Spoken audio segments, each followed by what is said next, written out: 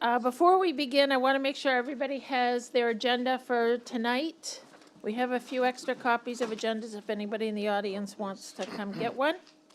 Nicole has them. And we also gave you the updated school budget information. Carol Cook is texting me. Carol does not have a microphone, so she can't be heard. Okay. But Carol, if you have something to say, you can text me. If, in the school budget information, this is the budget that they voted on Monday night, the school committee, and they will have a public hearing on this budget. Now that they've had first reading, they'll have a public hearing in April, and then they'll have a second reading on the budget, and then it will go to a district vote before it's brought to voters in June. If you go to page 9 and 10, those are the colored sheets, and that's when we work the budget through the formula. So remember, we talked about this multiple layered formula. And there is a piece that is the basic foundation of education based on the Department of Education's determination. That is based on a 3-year average evaluation. There is another section that deals with the debt that Kennebunk and Kennebunkport had when they were an SAD. There is another piece that is the new debt that is 100% based on valuation. And then there are all educational costs beyond the 279 form or beyond what the state determines as basic education. And that is divided 90% valuation, 10% student population. So as you work it through that formula on page 10, you can see where they determine the assessment for Arundel, Kennebunk, and Kennebunkport. And so Kennebunkport's assessment has been determined at $13,151,263. They have also done an estimated percentage in terms of total taxes increased, and they are determining that based on an evaluation of last year's tax commitment of $341 for the school version of the tax rate. We actually have that last year their tax rate was $337, not $341. So our numbers on our tax sheet are going to be a little different than theirs. But you can see that it is an 11.3% increase on the value, on the total expenditure. And for us, we calculate it's 11.28, so we're very close. But that is the school budget's updated numbers. Does anybody have any question on that? Is that a final, or is it still like? So that is a first reading number. It was a unanimous vote. And they can make changes based on public hearing information before they go to second reading. I would say traditionally I haven't seen them make big changes. Okay. So the last thing I gave you was the updated tax commitment sheet. So the only thing that's changed since the last one you have, I would encourage you to put it in under your commitment tab, is you'll see in the left-hand upper corner it says March 19th, so you can keep track of what's the most current. And all we did was we changed the education assessment to that number. And you can see how it changed the tax rate. Any questions on any of that? I'm not seeing any. So when do we get final, Lori? So you're never gonna get final. That- Because it's, the tax assessment actually and the commitment happens in July. But once the votes are taken by the budget board and the select board, then I'll give you an updated one based on our best information at that time. Right now, I don't have any updated county information. If I get any updated county information, I'll pass that along as well. But our estimates are reasonably conservative. I mean, we wouldn't expect any huge surprise from the county. As far as the I number. wouldn't expect a huge surprise, no, but it wouldn't surprise me if it was a little higher than Little higher, this. okay. Because again, that is a valuation-based formula, based on how everyone's valuation in the county is determined. So it's not simply whatever the percentage increase in the budget is, it's about how it works its way through that formula. Yeah. So this was a hard one to swallow on this news. Because of the rate, because of the rise? Yeah. I mean, Well, yes, went up 20 cents. Yeah. yeah. We were feeling a, No.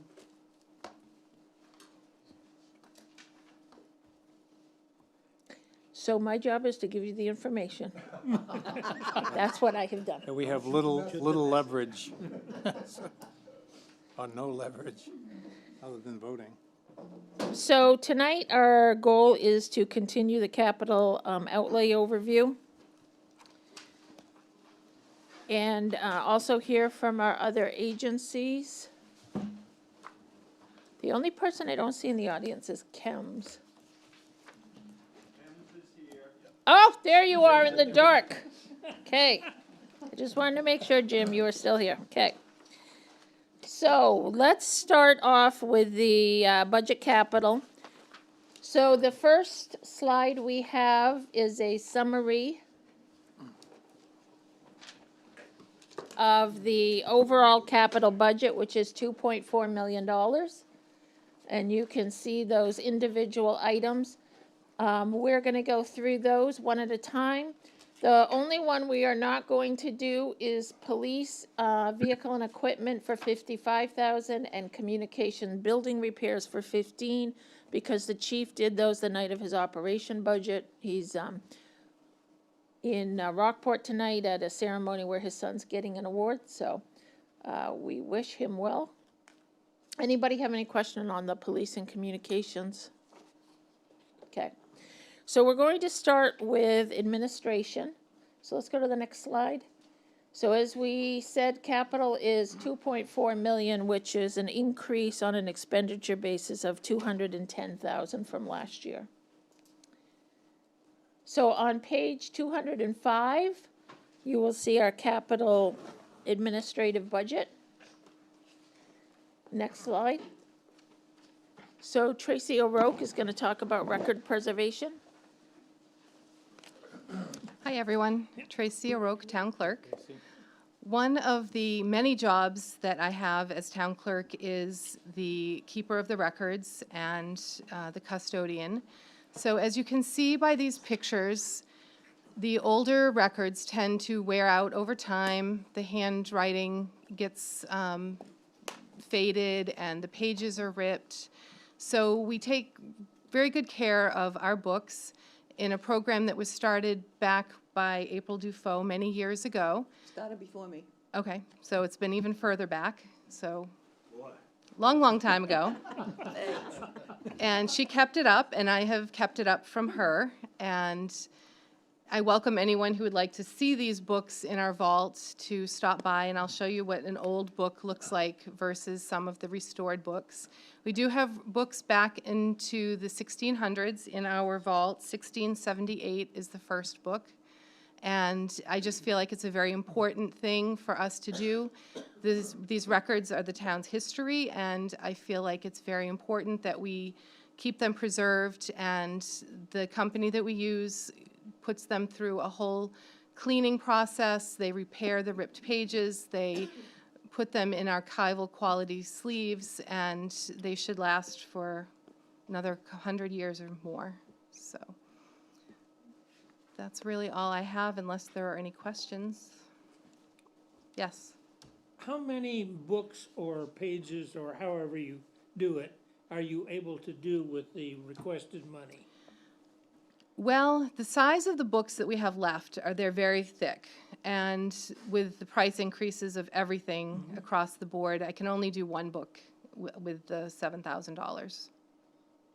And how many books are there, ballpark? So there's 2 books left of the meeting minutes and meeting records. I have 1972 to 1976, and then 1977 to 1984. And then after that, from 1985 onward, the records are pretty well preserved. They're already in sleeves, and the paper is a much better quality. So at that point, we'll be pretty well caught up on those, but then we can go back to the valuation books. We did up to a certain point with those and then stopped and went into the record books. So we have plenty more books. We have a whole vault full of books to be done, but the most important books, there are 2 big volumes left. Great project. Yes, it's very worthwhile, I think. All right, thanks. Thank you, Tracy. Next slide, Dave. So, one of the items in this budget is 200,000 toward new software. So as you'll remember in our intro, we talked about being ready for the 21st century and what does the town office of the 21st century look like. One of the challenges we have is that we have a financial software called Trio. Trio is a Maine-based software company, and they started out making assessing software, and then they increased to finances and utility billing, etc. So for municipal finance software, you really have 2 levels. One is Trio, which is a very basic level, and the other is Munis, which is a very high level. And Munis is built for cities with millions of people. So certainly, that is one reason the town has not gone to the level of Munis in the past, is because it has much greater capacity. But the other challenge we have is that we can't create the citizen electronic portal that we would like for citizens to have more self-service. So like right now, we put a PDF up of the tax bill and people can see that hard copy, but they can't interact with it and see what they owe today. They can't interact with their sewer bill and see what they owe today. We do a peer billing on fuel. People can't pay online or see where their payments were. They can't see a history like so many people do electronically today. The other thing we do is we have a lot of small softwares that we buy into that are not connected because we're trying to solve all these individual problems. And one piece that has attracted us to Munis is that Munis is interconnected. So it has different modules. So for example, time and attendance and payroll, right now that's all done manually on paper. We create more paper records. That's brought in. If people want to know if they have vacation time, I mean, we do print it on their pay stubs. If people want to request, it's all paper. It's very, very paper driven. And we could purchase another software that would track that individually, but it wouldn't connect into our financial software. So we're really trying to find a connection that automatically updates financial information as well as interconnects databases so that we're not recreating the wheel over and over again. So this is what they call an enterprise resource planning. And what it does is it tries to connect all those pieces. We have done a couple of different demonstrations with them. We have looked at what modules we would want to purchase, and certainly one of the things they have is they have planning and code software, so you can do all your planning submissions and approvals online and through electronic, so you're tracking all that information. So there's a higher level of that, and there's a lower level of that. And so what we've estimated that the total cost would be $440,000 to purchase all of this. So I'm telling you, this is a big step up from what we are now. But to us, this is the only way to move forward and do more of this automation that we've been talking about and create those digital records in the future so we're not having that continued paper pile up. Do you want to say anything, Finance Director? I think you covered most of it. Like what I can add to it is like, it's kind of like a content management everything, like we can, right now, all of our invoices are paper-based. We have filing cabinets full of invoices. This would help us, scan the invoices in so we can pull it up within the software, which would eliminate paper. Payroll, timesheets, that can all get stored in there as well. So I think that's a big thing for us is we're trying to eliminate adding more paper and more filing cabinets, and I think this would help. Do you see any backup for whatever you put into the computer? Or are you just, Well, everything's going in? Everything's digital, and so it is saved on another cloud server. And so there is a backup in terms Okay. of a digital file, but there wouldn't be a paper file. I think the other thing to recognize is that the implementation period for this would be a 2 to 3 year period. So it's not something we would budget and say, next year we're all on this. You usually do it module by module and implement it over time. So what we have put in here is 200,000. 200,000 would either allow us to put money into a reserve to budget the rest later, or it would enable the board to start that contract and pay the rest at a future date. Next slide. Can I ask a question on that? Yep. Or are we done with this? Nope, I'm gonna keep talking about it. Okay. So the 200,000 that's in the budget we have, you've already baked that in? I have, Okay. And the other question is an ongoing annual yes. subscription? Do we know what that is? Yep. So right now, we have our Trio software licensing built into the current budget.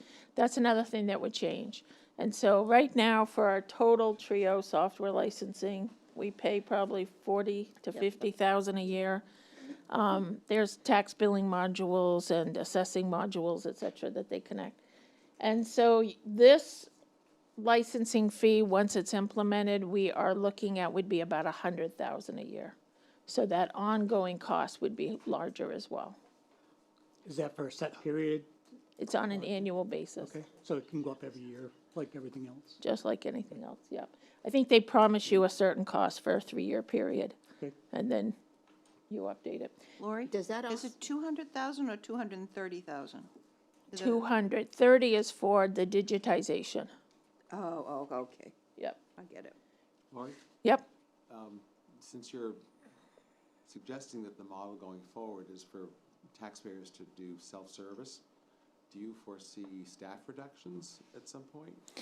I think, That takes hold. right, I think the question is, and it's not something I see in the next 5-year period, but I think long-term, people will want to do more automation. And so does it mean that we have staff doing other tasks, or do we reallocate hours where we may need them differently? Yep, I think that's a good question, because if people in the future are doing a lot of stuff online, if we're using AI, or we're having somebody maybe work in the evenings to answer people's questions online, instead of sitting at a desk waiting for someone to come through, that's the kind of service I expect to see more of in the future. Sheila will drive her electric car down. don't wait. The money that we're paying on the annual basis, there's usually always upgrades. Does that pay for the upgrade, or do we then have to pay on top of that? So the software licensing fee pays for updates. There are usually at some point in a software's life where they determine it is now at this next big level. And so we're gonna see that in the next couple of years with our police software, IMC software, for example. That's a very powerful software. And so right now, all the police departments in the county and the county sheriff are working on an RFP to jointly bid that out. And so they've been doing IMC for, 20 years or so. And so now they're at that level where they're gonna do a big upgrade. So I imagine Munis one day would probably do something similar. Okay. So- Lori, would this handle codes as well, eventually? So there is a module for planning and codes included in this. Because that would be a big step Yeah, forward. so we've, right now in this price, included the higher version of that, the higher cost version. And when we talked about this before, this, to Mike's point, this would be, contractors being able to submit plans, customers being able to pull their plans instead of coming down to the town to get paper, they'd Yep. be able to do things online. Yep. I think that's a What huge you can do is you plus. can track your building permit through the process. Every time a staff member touches it, you can Yep. see where you are in that and what the anticipated inspection times are and things like that. So this is just a sheet showing you like who else has it. And so these are all main towns or cities. You can see Kennebunk next door to us has it. They're not a city, though. They are to Munis. They're a city in their heart. No, they are not. The town of Bar Harbor, I was just looking through the list and looking for somebody who is more our size. I would say Bar Harbor is probably the closest there. But you can see they tend to be a little bigger places. And then you have utility districts and school districts. They do schools financial accounting as well.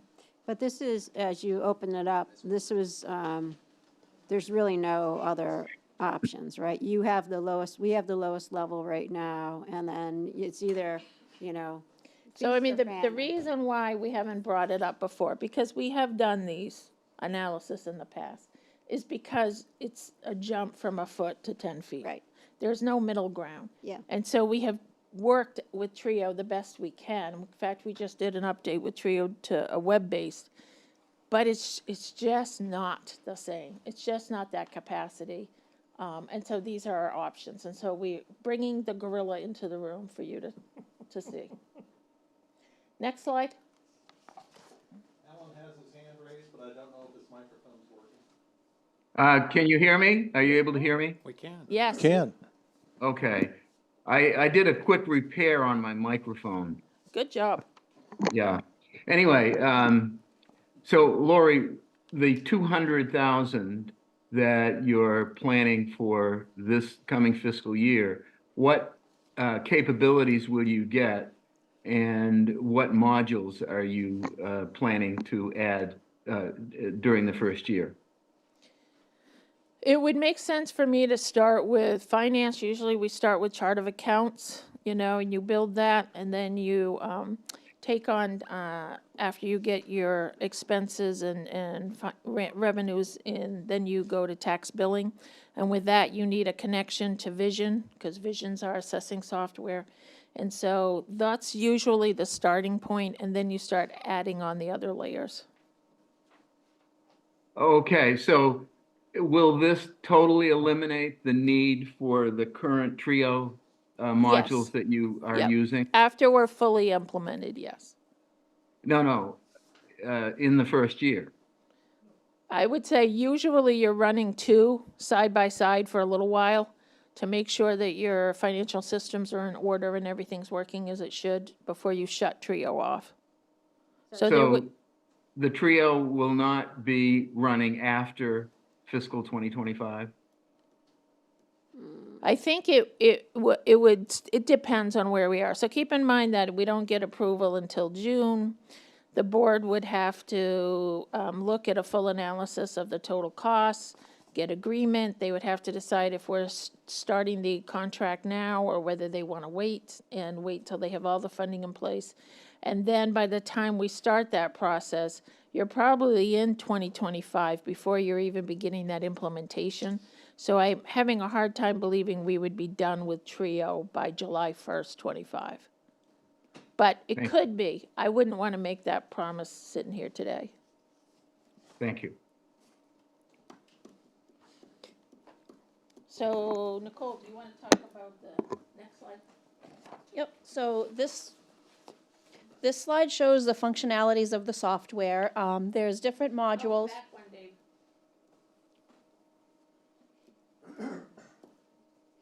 There you go.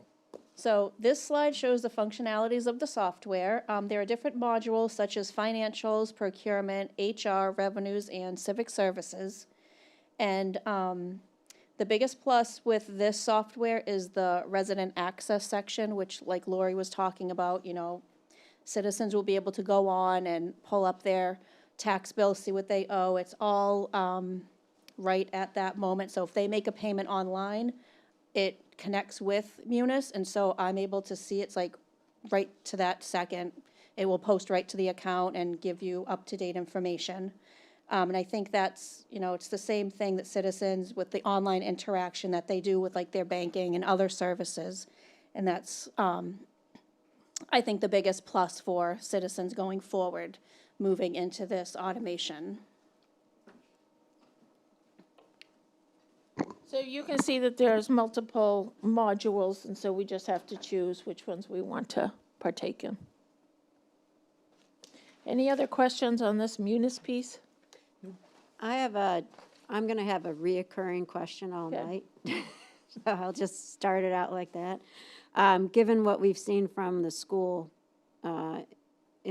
school budget impact to our, what we now perceive as a tax, our tax increase, I'll be asking at every point, when we're looking at something like this for the 200,000, are we going to, is there a way we can scale it back? I'm just looking to see if we can get any kind of wiggle room against, whatever we can gain so that we can claw back from the school, potential school increase. So if you're saying 200K is it this year, I'm okay. But if we're saying, hey, I think we could, we're only gonna really get half of that this year and I'm trying to bank the other half, I'd rather move the banking part of it to the next year. Yeah. But I that, mean, I would have preferred to come forward with 440,000. okay, so that.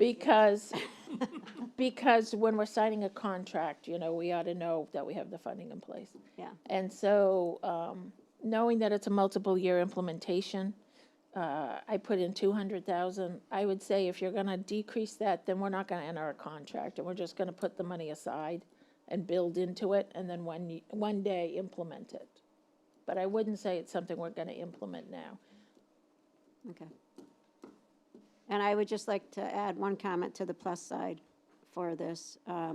We talk about resources and hiring and stuff, and I think somebody asked a question before, David did, about, scaling back on resources. The way I look at this is, going into the technology route, which then will actually change where we're trying to get and have an issue with some kind of resources. You're digitizing automation, things that you don't need humans for anymore, and then you're going to be changing through. So I see this as an investment to what our future resources are going to really have to do, right? Get us out of the hole. All right, next slide. So Yanina, do you want to come talk about document digitization? Yanina did all the back leg work, so I just thought she could speak more about it. But one of the questions we keep having is, what about the digitization of records? And there's been challenges. The software and technology have caught up now that we think it makes sense. And so do you want to talk about that? Yeah, hello everyone, Yanina Nicholas, Director of Support Services. So as Lori mentioned, we've heard this recurrent question, what about the documents you have now? I think that's actually the question John Dykstra asked last year when Tracy was presenting her books. How are we going to move forward with this? So my team started looking into the whole document digitalization piece, and it actually came about together with our new website. We were talking to one of the vendors who has an application for minutes and agendas. It will look a little different on a new website. And he said, oh yeah, my team does the scanning of different documents. And I started talking to him a little more, trying to understand what does this mean? What is scanning? Because we can scan. And he went deeper and explained that there is scanning at the office and there is scanning of documents that professional company does. So that professional company would take all of the documents that we would provide to them, so we can do it partially, we can do it all at once, of different sizes, and they would run it through a specific, machine, and that machine has OCR reading. So OCR means that if anything is typed but printed, the machine will recognize it, and this document automatically will become searchable. So if right now in the office we scan a document, like if I would scan your agendas, for example, packets, you would not be able to search through this document online. You only can read through it and make your notes, but you cannot search through it. With professional company, they will make the document readable. So I talked to, I believe, 3 different companies. One was the vendor with our website. Unfortunately, they're too far. I think they're in one of the M states. They're somewhere out there. And he said, it just doesn't make sense for you to partner with us. And by M, I don't mean Maine. Just gonna say that. It's one that's not Maine. And then I talked to Iron Mountain in New Hampshire, because that was the other closer to us. They're extremely expensive. And then I talked to the only Maine company that would do this type of job. They're in Bangor. And the lady representative from the company came and checked out all of the documents we have, and she kind of gave us a quote for the first phase. And we came up with the phases of the immediate need, and then I guess medium need, and I guess the ones that were there for a long time, and we refer to them sometimes, but they're not necessarily needed right now. So this 30,000 would be for the documents of immediate need, and I believe they would include mostly codes and planning and development department. So a lot of building and maps type of documents. And while we're also looking into document digitalization program and trying to convert all of these documents, we're trying to develop a plan as a team of how we are not going to produce any paper in the future. So we are running those simultaneously. So there is one part of the scanning documents and trying to have them on the cloud and for the residents. And there is a part of how we avoid this in the future so we don't need to keep investing this money in this project. So, yeah. So this is phase one. Yes. So what's phase 2, 3? Yeah. So I believe. So this is the phase 1 of immediate needs project. So we have finance department, and Nicole has quite a few warrants printed. We have planning and development that is the biggest portion of this project. They have about 120 drawers that are just in the office. When you come in and you see April sitting there and you see all of the drawers behind her, there's about 120 of those. We have town clerks, immediate ones that there's about 2 boxes of those. And I have a few HR records. So phase 1 would cover probably just codes, just planning and development. What we had talked about was doing 2 years of the finance records, 2 years of town clerk, and then focus on the planning and code files, so the property files. What we would not be able to accomplish in phase 1 are all the site plans and the larger documents that we have in what we call Fort Meade. So this would get us the most current things. We were trying to focus on things too as we talk about staffing and whether people work remote or not, things that people can access more easily, things that they might be currently working on. And the building files to us are a big public need.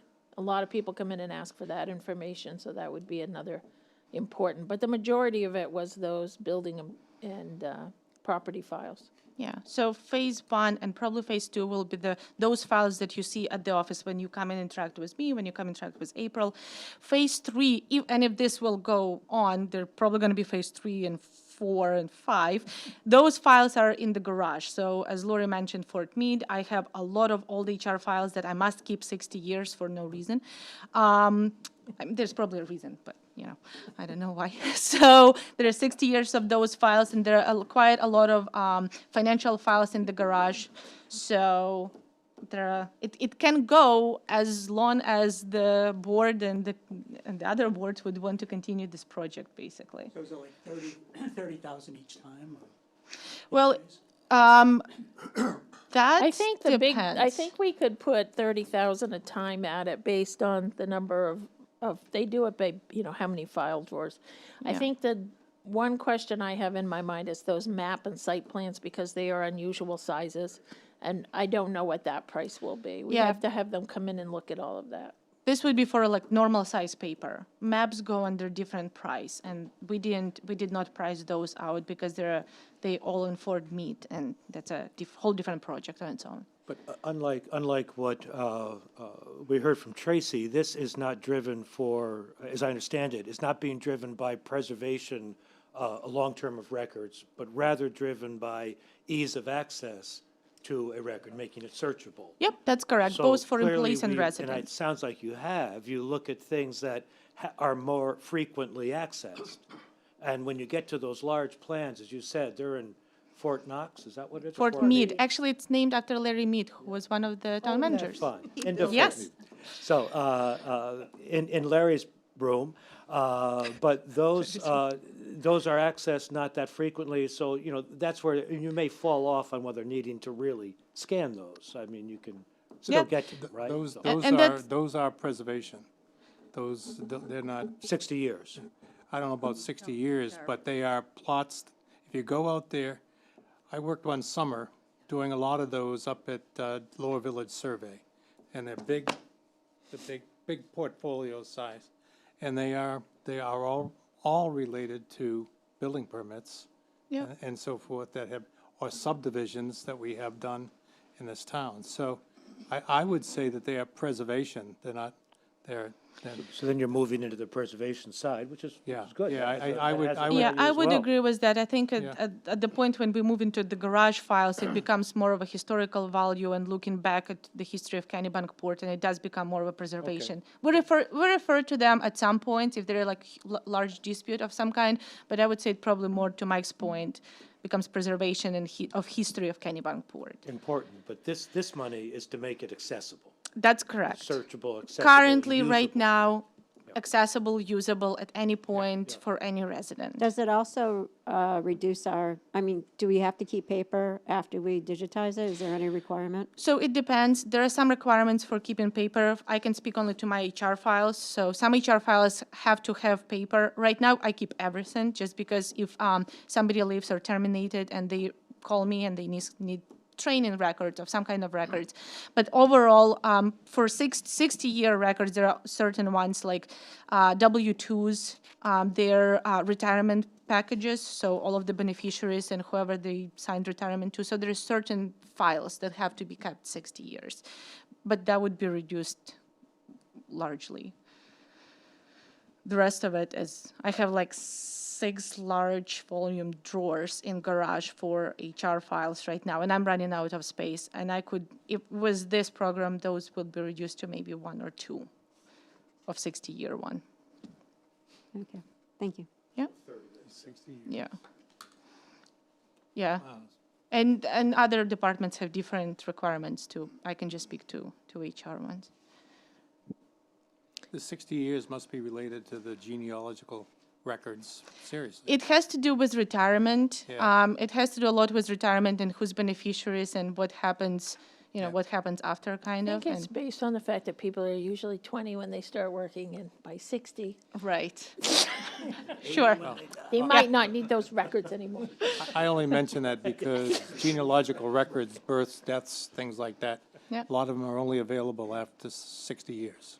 It's When you're actually only is 29, Does that make 60 sense? seems a Yeah. long time, I know. Well, if you ask Tracy, her records must be kept for longer time too. That's why the other project.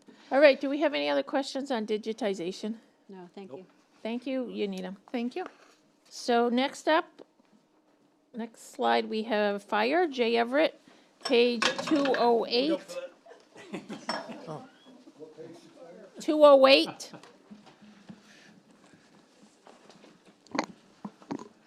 Good evening. So the couple things we have in the capital side. So this is year 6 of 8 that we've been putting money aside to replace all of our breathing apparatus after 25 years of age. That's the recommended time to replace and move up to something newer, more reliable mostly. But we don't have usually issues with ours. We take good care of them. But this is just an ongoing part of that replacement plan. Go ahead for the next one, Dave. So this is our normal fire apparatus reserve, $75,000 to go in for replacing future trucks that are in our replacement plan. And the next one. And so to confuse this with my operating budget and more doors, we have the overhead doors here at this building, are original to the building. I've had a few issues with them over the last few years where I've been according to the tech they've sent out, lucky to be able to have them fixed, because they are original to the building. The parts and things like that for the remotes and the motors are no longer made. It's time to probably think about replacing, them. So that's what that 30,000 is for. Do you think it, does that do all of them? It should do, from the pricing I've gotten recently, it should, but who knows what there is. I got a price 2 years ago when I first started having an issue, and they were, it was about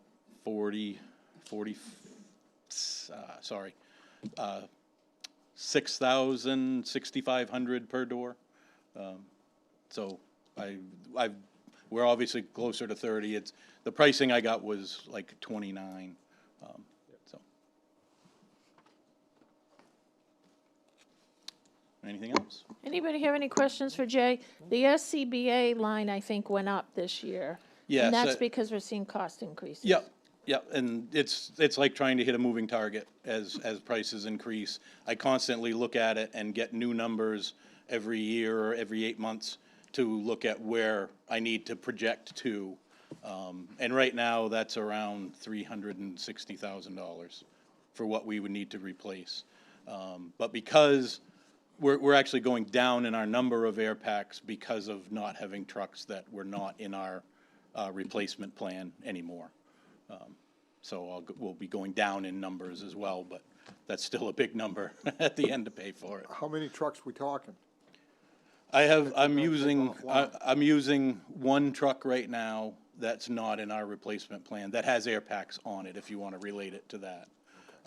There's a couple other trucks, so we're in the process right now of making one brush truck out of two on a new chassis and stuff, so we're reducing that number by one, for the department, and the one engine as well isn't in the replacement, that I still am using, but it's not in the replacement plan. Just a call out to Public Works, that's being done in our town garage, right? The labor of changing the tank over and mounting, I bought a flatbed body for it. He mounted that. He's put all the warning lights in. He's mounted the radios. He's doing a lot of things that would be more expensive having to take them Exactly. elsewhere. My point, it's kudos to the town. Absolutely. Were you interested in buying a truck? Is that what you were talking about? Asking? You're adding to your fleet? Okay. Adding to your fleet. Which one are you planning not to replace that we're currently using? 13. 13? Yeah, the engine at Cape Porpoise right now. Yeah. That makes Anything me else? happy. I can't get in it. What the damn thing? Thank you, Jay. Get up into it. Thanks, Jay. So, Yeah, I need it. next we have Chris Simeoni to talk about Public Works. Hi, everyone. So this year, we're looking to replace one truck and one piece of equipment. Next slide, please. That's all you're gonna say about him? Well, that was- Oh, here we go, okay. no, so this is our 2003 International. This is a 2.5 ton dump truck. This one, obviously due to age at this point, is succumbing to rust. The frame at this point is marginal. The body is rotted out on it. So we're looking to replace this. This truck right now is about $200,000. So what we're proposing, when we spoke in-house, is replacing this with an F550 or an F600, which is still a capable truck. It'll be fine for our needs. It's still something that we could plow the beach with. And that truck would be about $90,000 with the plow and the body on it. So that'd be a savings over buying a similar dump truck again, you know, at $200,000. Is that truck still in service? No, it isn't. We actually took it out of service. It won't pass inspection right now. So.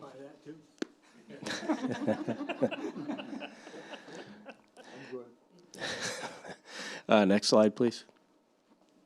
This is our 2007 trackless. This is the other piece of equipment that we're looking to replace. These machines get a lot of work. They're used year-round, so in the winter months, we're plowing or snow blowing sidewalks with it. During the summer months, we're using it to mow roadside. We also actually use it to shoulder roads as well. We're currently, this would be our second trackless. We're looking to replace this. We've had a lot of demand for this machine over the last couple of years. We're getting a lot more requests for roadside mowing with the tick issues and whatnot. We also are getting a lot more requests during the winter months. Sidewalks always usually in the past could wait a little bit, but now, you know, there's an urgency to go out and get those done right away. So it's a lot more efficient when we can send out both machines and get them done at the same time. The other issue that we also have with these is the newer diesel emissions constraints on them. These machines are manufactured in Canada. If one of these goes down for any number of reasons, those parts are usually at least a 3-week lead time because they have to come back through customs and they usually get held up there. So it's really important to have a backup piece of equipment for this because we don't have another piece of equipment that would fulfill that need. Next slide, please. So these are the proposed road improvements for the coming year.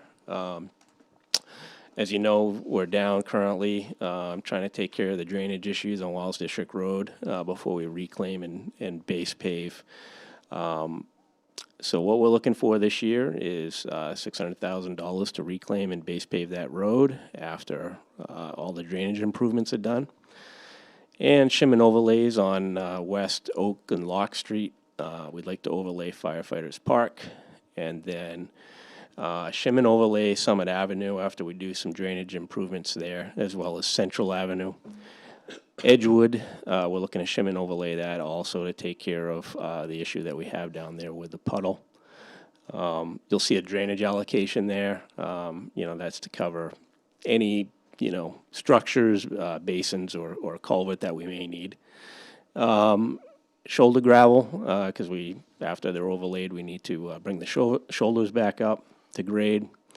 And you'll also see the lease amount in there for our excavator that we currently lease. Next slide. So this past fall, we had an intern. She actually conducted kind of an evaluation of all the sidewalks in town. So we're kind of starting with that assessment, and the next sidewalk that we probably need to work on is about 550 feet of sidewalk down on Main Street. And that's basically from the intersection of Spring Street to School Street. That's our poorest sidewalk right now, so we'd like to work on replacing that. The picture you see up on the right, and then the lower right, was our recent replacement of the sidewalk on Pearl Street. Took the crew between us and the subcontractor for the granite just about 3 weeks, just shy of 4 to finish that project. It came out really well, so we'd like to have that same look on Main Street. Next slide.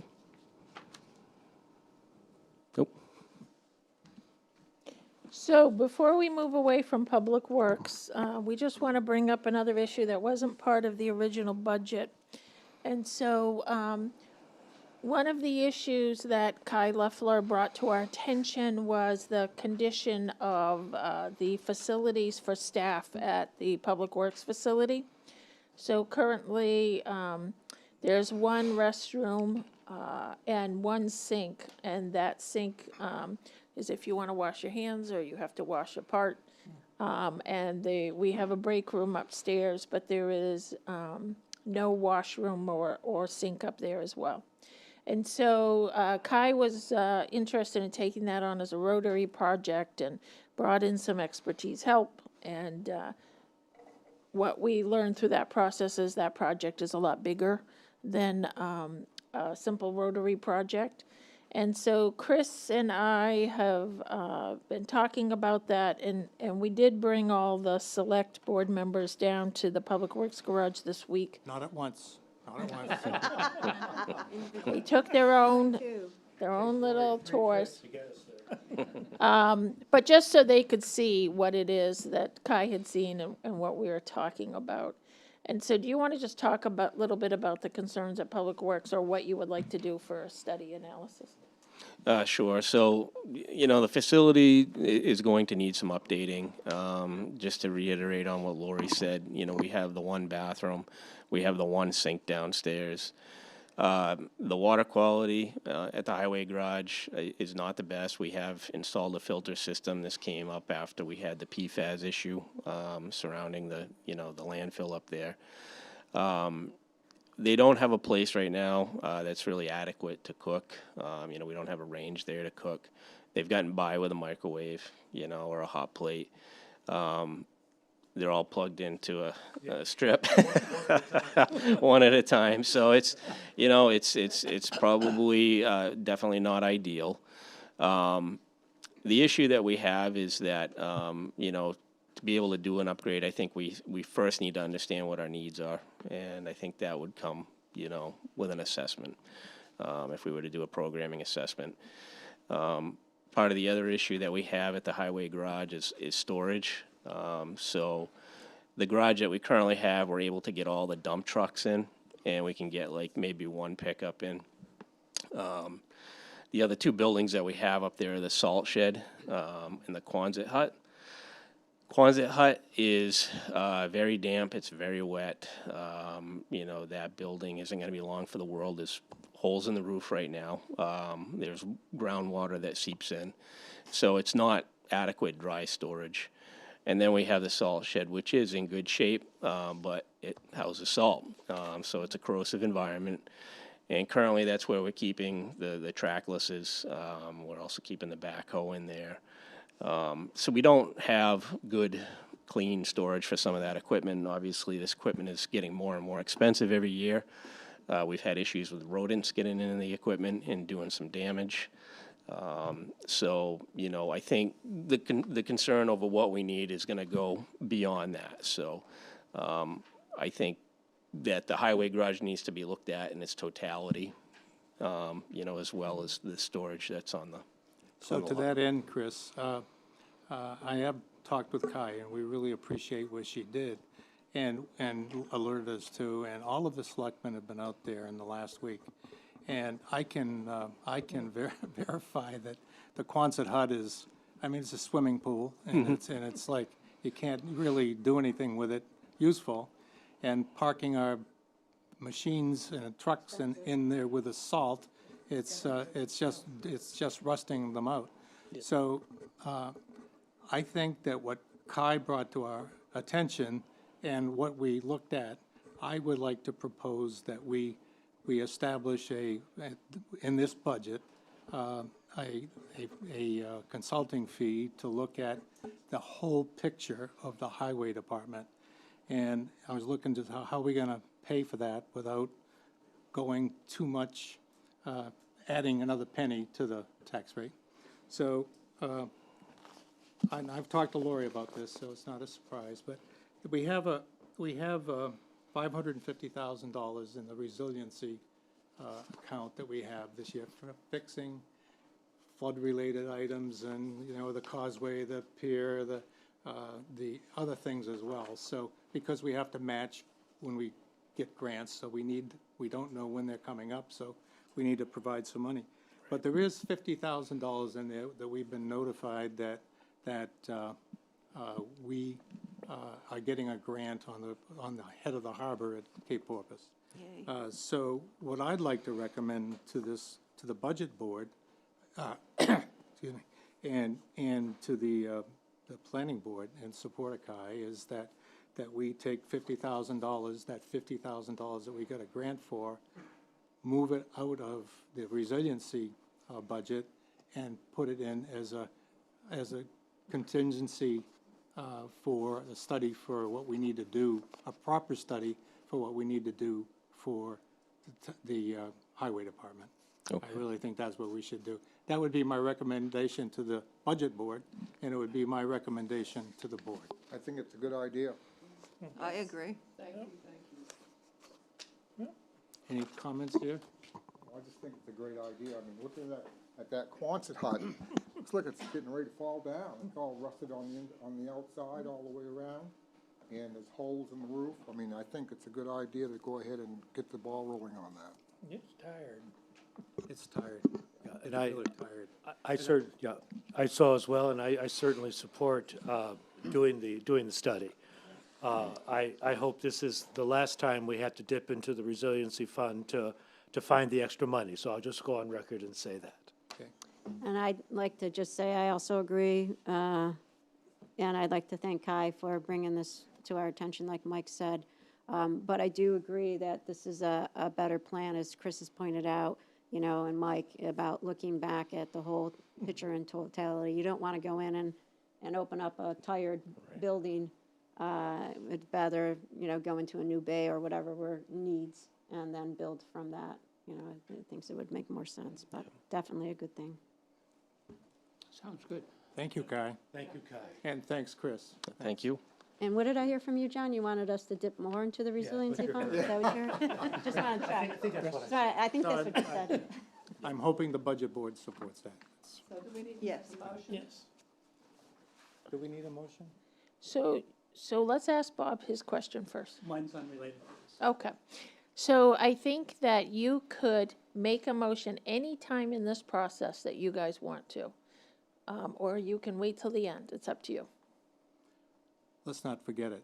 Let's not forget. Definitely. Well, Lori, can you readjust and then present, you know, just I give can readjust. So why don't you make a motion and take a vote, and then I'll make a motion for the board. And we'll take a- Okay.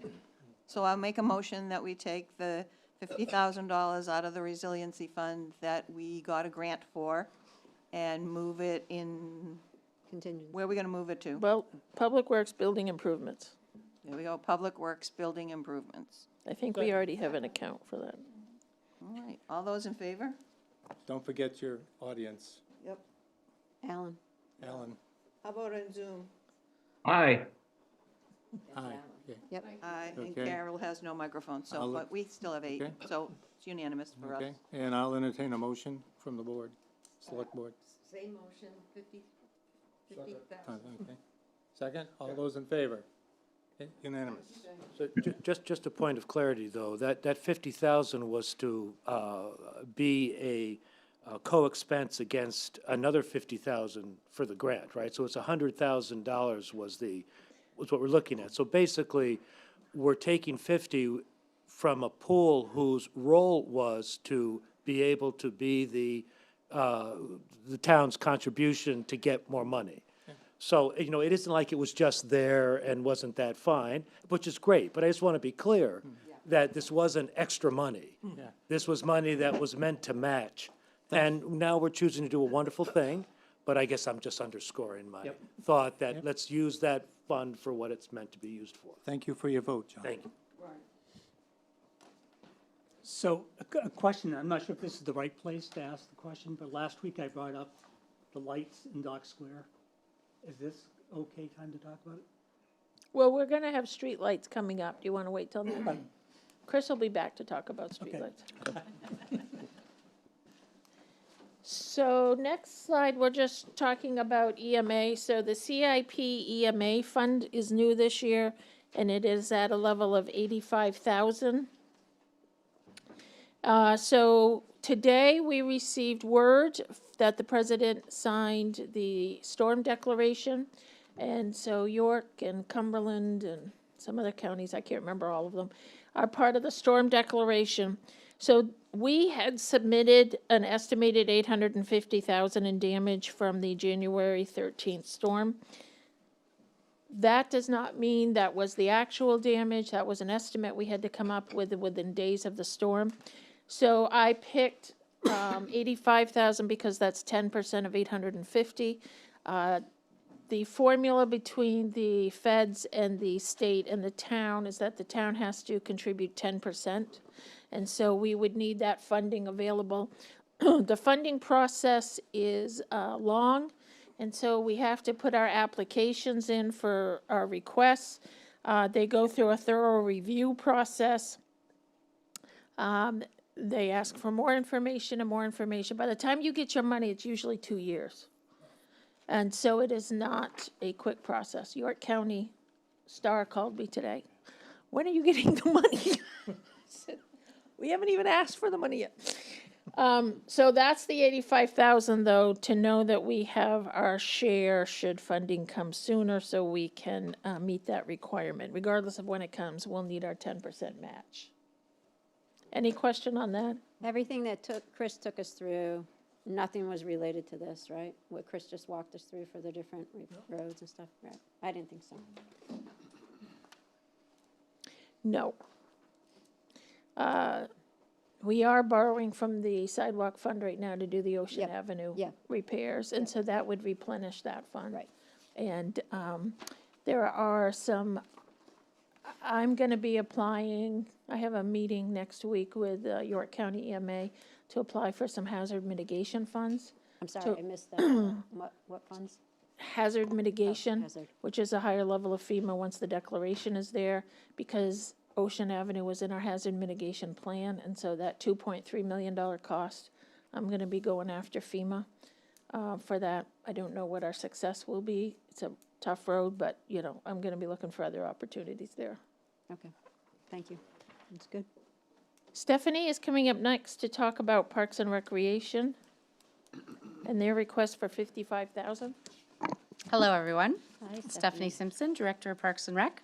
Yes, I'm here to request $55,000 for the repair and resurfacing of the tennis courts at Rotary Park. As you can see in the pictures, there are some damage that needs to be repaired. And I have received an estimate on, helping me walk through what it would cost to repair these things. This will also include the basketball court down there, repainting of that. But yeah, so that's what I'm requesting for Parks and Rec. So we have done some repairs of this in the past. Yes. So if somebody said, couldn't we just seal those cracks? We or- can, and we should be doing it every year. These cracks are not gonna go away. We fill them. The fill will deteriorate after, it's time, and we should be filling them each year. So, that is going to be on, I'm gonna put together a plan, to keep these up to, par with what we need out there. But the problem we have is that the pavement we have currently has been there for quite a while. Yes. And it's just at the point that Yeah, the repairs are greater than the money we're spending on them. Yes. and we're not changing the number of courts or anything, We're not changing anything, right? We Just have repairing. We have talked about repainting them differently. We have talked about it, and I'm not sure, I'll see when we get somebody out to actually do the work, to see if there's actually even room to put more out there. I'm not sure there is, I'm not sure we want to. I think it'd be really tight to put any more pickleball courts on there. But we have talked about maybe one down at the basketball court, to add one more, because we would not be able to get two down there. Of course, we could paint them as principally pickleball courts and then just add some tennis. So John's just saying that because we raided his fund, his resiliency fund. And if you keep going after tennis, and I'm gonna start raiding your fund Well, more. Mary Beth likes pickleball court, she really does. I see her playing it. Right. No, but in seriousness, I think if you wanted to add more pickleballs, there really isn't. When you're playing tennis and there's pickleball next on the other court, there's really no more room. Right. A tennis run is a little bit more than a pickleball run. Yes. No offense to the pickleball people. Much faster paced, that's all. Yeah, that's it. Yes. Any other questions I can answer? Yeah, thank you. Thank you. So I'm gonna ask Eric LaBelle to come up and talk with me about, and Chris is gonna talk about streetlights. So our next one is special projects, and you can find that beginning on page 217. So as we talked in the intro, we have, I have requested 500,000, which your motion now is 450,000, towards special, projects resiliency funding. Wait, say that again? Would you say? No, because the 50 was the streetlights. So it's 500 for resiliency funding, but the whole special projects is 550, you're correct. So you took another 50 from John. So listen, just stay with me for a minute, and then we'll go through. Okay. So resiliency funding request was 500,000. Yep. And so we're gonna run through some projects, because what we have found is that there is a huge demand to deal with issues in town that are a result of resiliency issues. But what we are looking for are opportunities. So opportunities to me are state and federal grants, and having the match in hand to do those, or to do the design work so that when those opportunities present themselves, we are what they call shovel-ready. We can go with an engineering design and tell them how much it's gonna cost and what kind of funding we need. The Pier Road Causeway is a good example of that. The town, through the Budget Board and Select Board, approved funding to do the design and engineering on the Pier Road Causeway project. We did that work. An opportunity came up through the state, once they got their ARPA funds, to apply for main adaptation funds, and we were able to secure the $2.5 million that's allowing that project to go forward with a 5% match. You are never gonna hear of a lower match than that. 2.5. What? It was 2.5. 2.5. It was a good, it was a good, it was a It was very good money. grant. So, let's go through some of these projects. You can see here, this is Ocean Avenue, and, No, that's, no, this isn't, where is this? That's- Just below Ocean Avenue. Yeah, Bush, isn't it? that's what I thought. oh, okay. So, next slide. So, Ocean Avenue Resiliency Project, you wanna talk about this? Yep, so we're looking at a couple of beaches there. We're in the process of doing what's called a preliminary design report. And it speaks to what Laura was talking about, is really trying to get the rough understanding as to what a preliminary design would look like. What are the challenges that we have there? What are the limitations that similar to the Causeway project, there were existing properties in the area that really limited us to what we could do for raising that causeway. So the same exercise would happen here. So we're looking at Wambi Beach, as well as just prior to the Walker Point location. We're in the process. We've done our geotechnical work has been done. We've also videotaped the storm drainage down through there and evaluated that, and that's coming close to being completed now. So the report is. Right, so in this case, we had, the storm of 23 blew out our drainage there, caused issues. The storm of 24, rippled the pavement there, blew out, the, gravel and the road onto the, pond area. So the town had done the work last year of budgeting money to do this design and engineering. This was an example of, we're trying to be ahead of the game, so we know what the next steps are. Yep. There was a point in my budget process when I thought of eliminating all capital and just asking for funding for this road. Remember, our budget this year is 2.2 million for capital, 2.2 million for this one road, and say goodbye to all the other projects. So I did weigh that and look at what that would be. So instead, this resiliency funding is including 120,000 for 5% match. That would be if the governor's successful in getting in the biennium budget, 50 million for climate adaptation funds. We would be eligible to apply for that as well, and perhaps get this project funded. We've done the engineering, we're ahead of the game. Another option I just talked about is Chief Sanford and I are going to be meeting with York County EMA about applying to FEMA, but since this is a declaration now, for mitigation funds. What that means is we need a 10% match. So you can see that I don't know exactly how much money I'm going to need, but I know I'm going to need a set of money.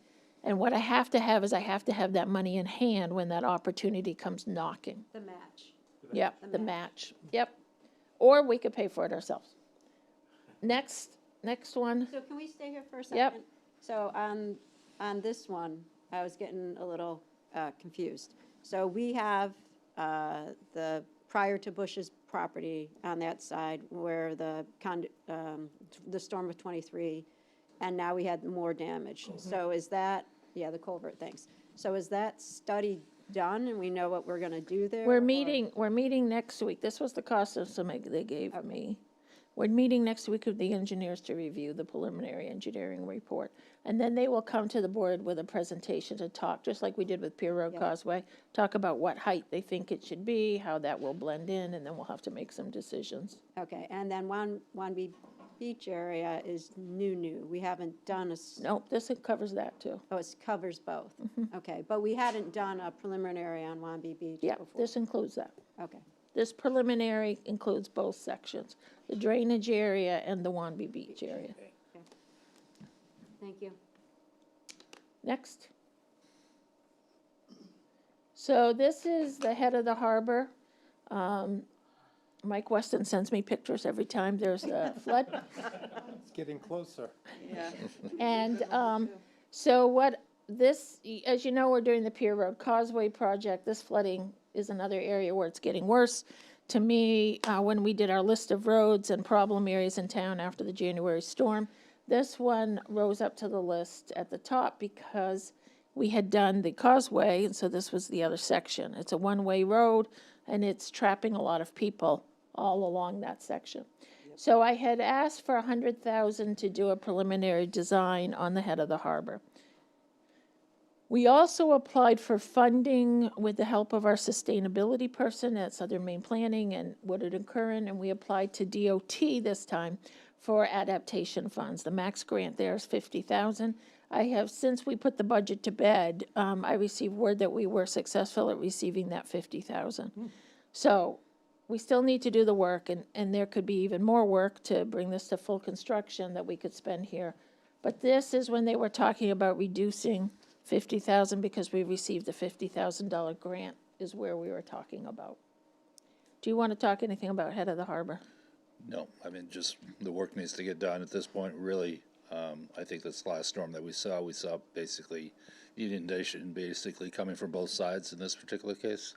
It's not just a matter of raising the wall on one side. We really need to begin evaluating the back dunes and the back waters in that area. You can see that in the middle slide there.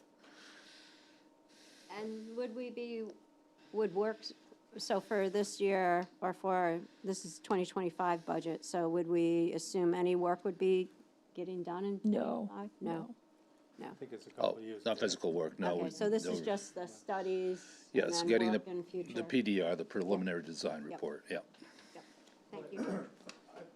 I'm a little confused. Is the 100K request already in the proposed, into budget numbers we have now? Was the 100K in those? The 100K is in this budget you're looking at. Right. It's part of the 400. But since I put the budget out, I've gotten $50,000 from DOT. Well, then why isn't that 50 paying for why do we have to now take 50 out of what was also in here, the 500? That's what I'm missing. Yeah, I'm not clear on what you're asking. Oh, I feel like we need a whiteboard of numbers, but. yeah, I'll switching them. So the 100,000 would be if we paid for it all Right, ourselves. that's already in our numbers. That's in your numbers. So, So now DOT is giving me 50,000. got it. So I only need 50,000. Right, and so if the 500 and the 100 are both in there, 600's in there. No, but the 500 100 wasn't is in there. part of the 500. The 100 for head of the harbor is part of the 500. Of the 5, thank you. That's where I missed. Thank you. Yep. So in reality, we didn't take anything from John. Yes, you did. I'm Because sure. This is part of the 500, doesn't matter. Okay, let's go to the next one. John, a better way to look at it is that we're gonna do something anyway at the highway department. So this way, we're gonna do a study about the whole thing. So the next one is the Kennebunk River resiliency. As you know, Kennebunk River floods frequently, Ocean Avenue, Dock Square, Government Wharf. Colony Beach is now closed because of all the storm surge that we've had down there. So we have been talking with Kennebunk, staff have been talking with Kennebunk about what we want to do. We've discussed it. One of the issues we've had is who is out there to help us figure out what the best plan is. And in my opinion, you've got three options. One, you can stop the water, you can get ahead of the water, or you can retreat. You can get away from the water. And so we recently found, I found a group down south that had done a similar study, and the engineers were VHB, which has an office in Boston. So we had a meeting with VHB and Kennebunk, and they gave us an estimate, depending on what we want to propose, of about 300,000. So that would include a hydrography analysis. It would include looking at the proposals of a tidal gate, of about increasing the height, as well as what the impacts for all those properties would be and how the water flows in and out and around the river. So they gave us a scope of work as a proposal. And so certainly what I've done is I've told Kennebunk that I'm going to put in half of this year and that they would have to come up with half for them. And then we would have to go through this process, because the big question is, what are we going to do along the river and in Dock Square? And I have tried many avenues to figure out some solutions, but it is complicated, and we need some help to present to the public to see what the public wants to do about the river, how much they're willing to invest in it, and to engage those private property owners. So right now, I've talked to SMPDC about other potential grant opportunities. Right now, there's not one on the horizon. If one came up, we could certainly apply for that, but I've put in the full amount here. So Laurie, can you speak a little bit more? You were running through about what the scope of work would be, and you mentioned something about height. So is that the entrance? You're talking about the buildup by? Lifting the buildings, I think. No. The Kennebunk River right there. So we talked about, increasing the height of all the buildings along the river. So to provide for flooding, to increase the height above the water flow. And so we need to really look at what buildings would be impacted and how much that potentially could cost. So that, so just to understand the scope, so it would be it would be a title. And. Okay. And a study of the hydrography, so we know how much rain. If you have a tidal dike, you need to know how much fresh water is coming in during the storm, so that you can see if it's even practical in what you're doing. So it's a large area look at the drainage system, so you know what your water volumes are, and then and that's for the stop the water option. And then you've got the just raise the buildings, let the water come, but raise the buildings, or you've got move the town. Well, and I think it's also about understanding exactly who's going to be impacted when and how the water flows into the river from different points. And so you can stop the mouth of the river, but that doesn't mean water's not getting in from other areas. So what we have told them is, at the end of this study, we would want to know what all the options are, the pros and cons, and the estimated costs associated with each solution. So if this was funded, we would put out an RFP. We would see who's out there in the world who wants to come. But I wanted to make sure there was some engineer who could do this work. So I'll hold off, but I think in my mind, I would put this and Colony Beach together, but I'll wait till when we get there, because I don't know if you could do one without the other. Oh, yeah, you can. But we'll talk about it. Okay, well, let's talk about it. I'll hold it for now. Yep. All right, next. Did you want to add anything about Kennebunk River? No, good. So Dyke Road resiliency is another road that we see a lot of flooding. It's right up there under head of the harbor in terms of frequency. It didn't make it to the top of the list because people have Jeffrey's Way as a way out. I'd say this January 13th storm we saw, Allison was down there taking pictures and sending them to me from Jeffrey's Way. And that was flooded and people couldn't exit that way, which created some issues along Prescott and Skyline, et cetera.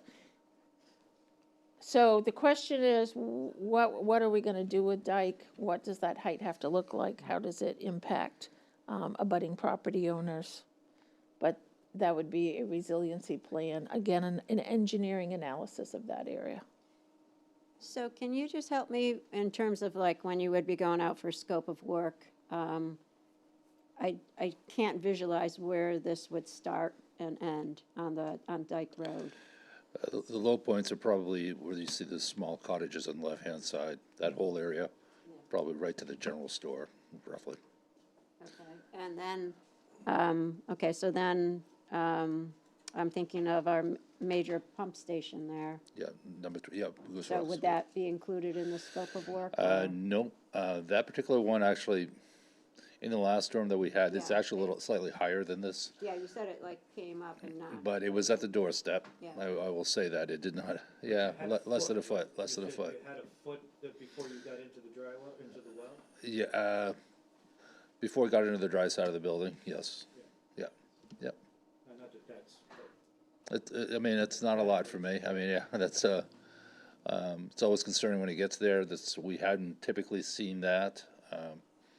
But, you know, we have manholes on Dyke Road and such, and that's the other part of the issue, that we get infiltration that way as well, so.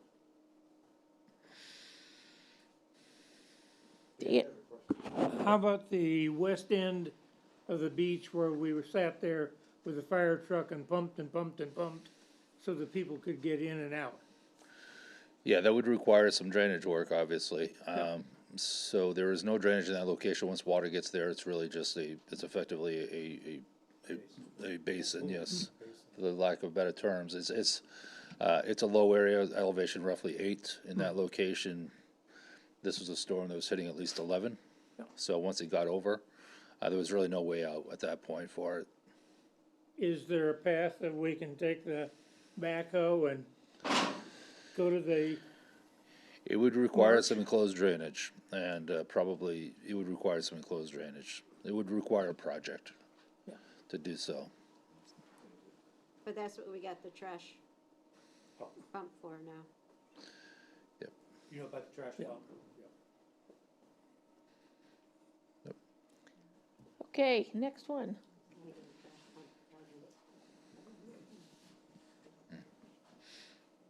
So, here's some pictures from the storm of the 13th. There's Chief Sanford's wife standing up there. She's about a little over 5 feet, just to give you a sense of height. We saw a lot of issues with the dunes. One of the questions we've been asked is, how do we protect the beach in the future? How do we armor the beach? John and I have had some conversations with some engineers, and we've had some conversations with permitting agencies. I would say that there are no solutions today, but that's just another example of a cost unknown. So when I put the 500,000 in, I gave you examples, and certainly those examples exceeded 500,000 in costs. We've talked about Goose Rocks Beach in terms of drainage. The more we see the drainage issues develop there, the more we think that we may need to invest in a storm collection system there, which would be a large project. There are other areas of town, inland, that we're seeing drainage issues. I mean, the work is endless, I would tell you, to address all these issues. These are the top ones that made the list. And so this is an example of how we could use this funding to move those projects forward or to match funds to hopefully start on solutions. But it is not meant to be an all-inclusive list. Next one. So Colony Beach, I've talked about, is closed. Do you want to talk about that? Yeah, currently it's closed. We have no plans to, I think we've spoke with the board about reinvesting in that right now, and at this time, we've opted not to do anything, because we're just not seeing this as, we just can't give you any guarantees as to how long those efforts are gonna really, bring fruit, if you will, for people to be able to utilize it. So, we have, talked with the Corps of Engineers. I think we were okay with getting permits and all that. We were able to get our permissions to go forward, but we just didn't go forward with that. So at this point, we're just somewhat stalled on this project until we get different direction. Yeah, we had 3 different groups down there to look at Colony Beach. One engineering group said, let it go. Nature is coming, and you can still use the beach, but the parking lot we shouldn't be investing in anymore. The next group said, we could develop a living shoreline along here and perhaps protect this and have vegetation and so maybe that would work, maybe it wouldn't, but it certainly would remove the parking. You couldn't have a living shoreline and parking. And the third group said, we think we can come up with some solutions. People have talked about sheep piling out there, you know, different ways to help guard that. But if people are interested in pursuing having the parking lot in the future, we really need to develop some solutions, and we need to partner with somebody who can give us some long-standing solutions, because otherwise it feels like we're going to invest time and energy that's just going to get washed away. So can we just spend a few minutes? I don't want to go too deep on this, but I know, like, Alan and I put forward a viewpoint of, you know, how could you do this without, you know, without considering the entrance to the you know, if we do a tidal gate. And John, you said that you thought you could do this. I don't understand how you could do it separately, so I'd just like to hear from you what you think.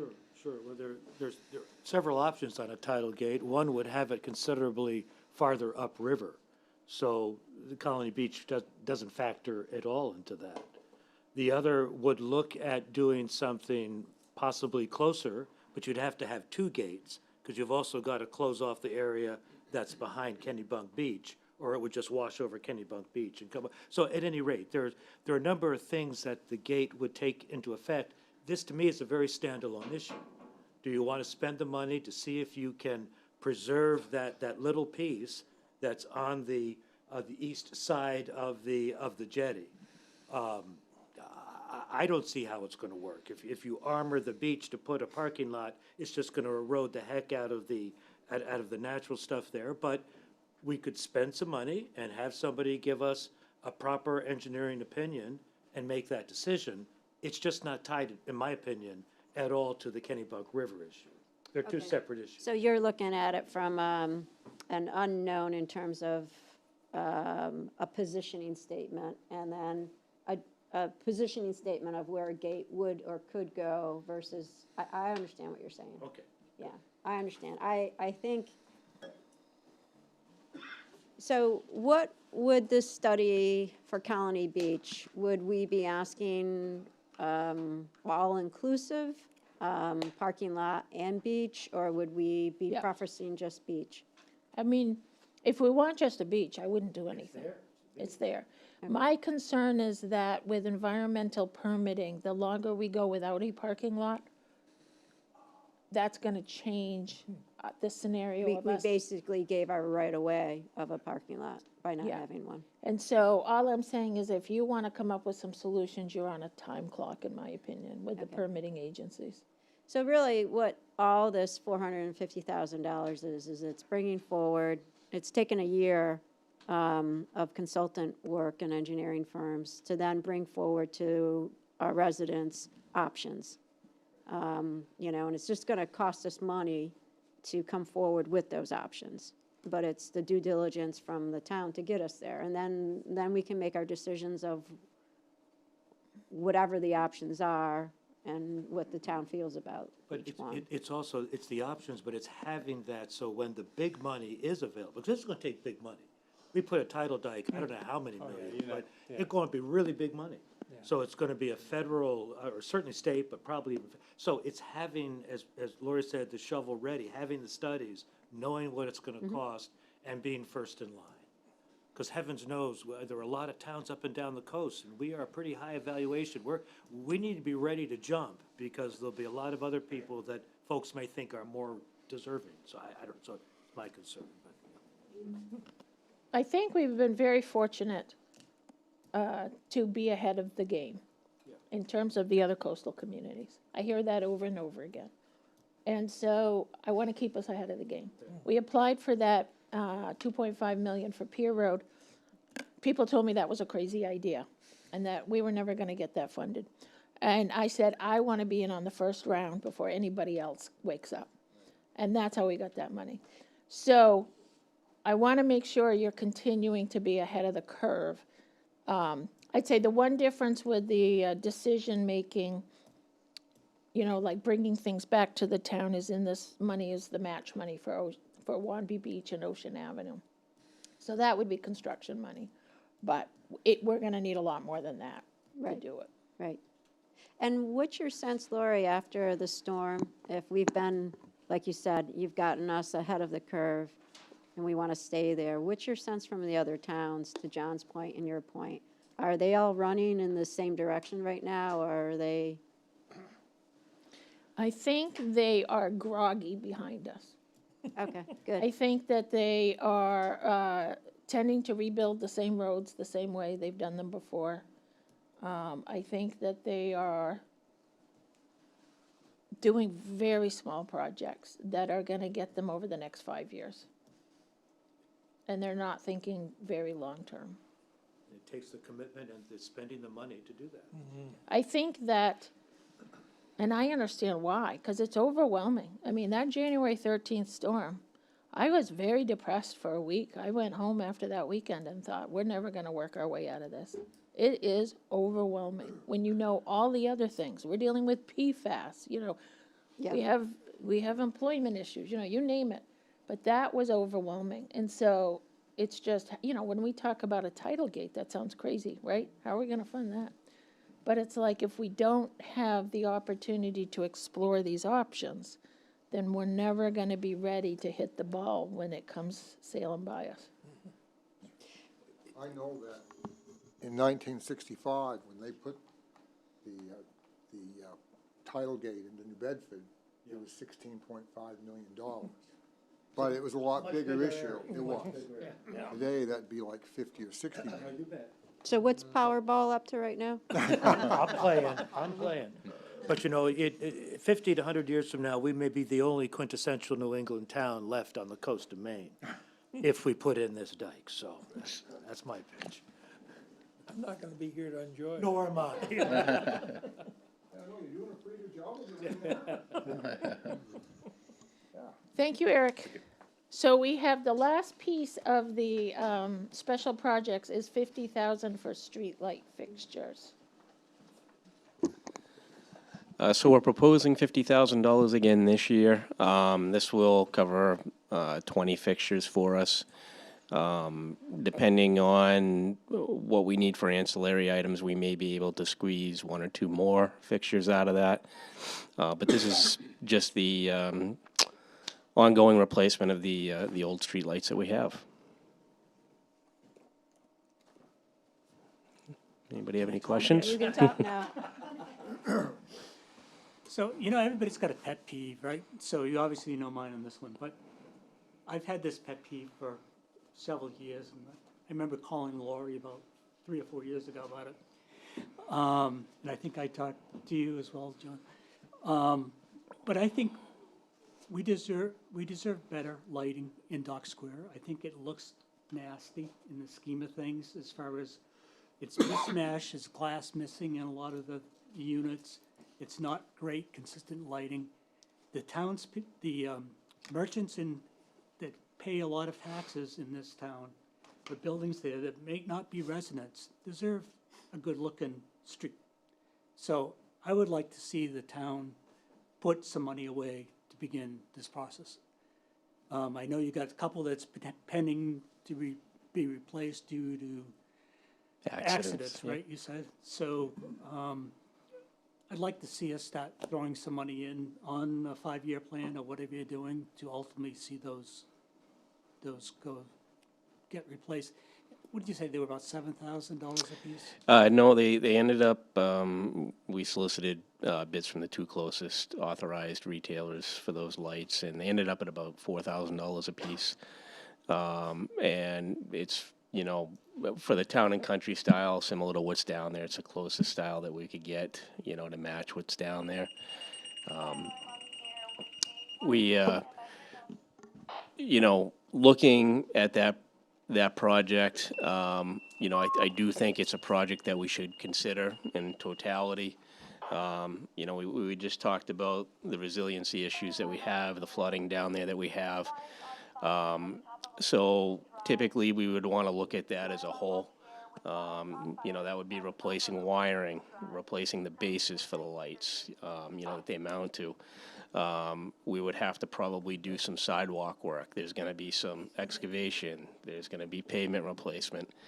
So the replacement's gonna be much bigger than simply swapping out fixtures, to ensure that, you know, it's done right and we can protect that investment. But as you can see, you know, certainly we're concerned about the Dock Square area that's been underwater the last couple of storms. And so I think we would want to have a better idea of what we're going to do in Dock Square. And then this would be an ancillary piece to that. Well, we could begin funding it to be determined, right? I mean, that's really what I'm saying over a period of time.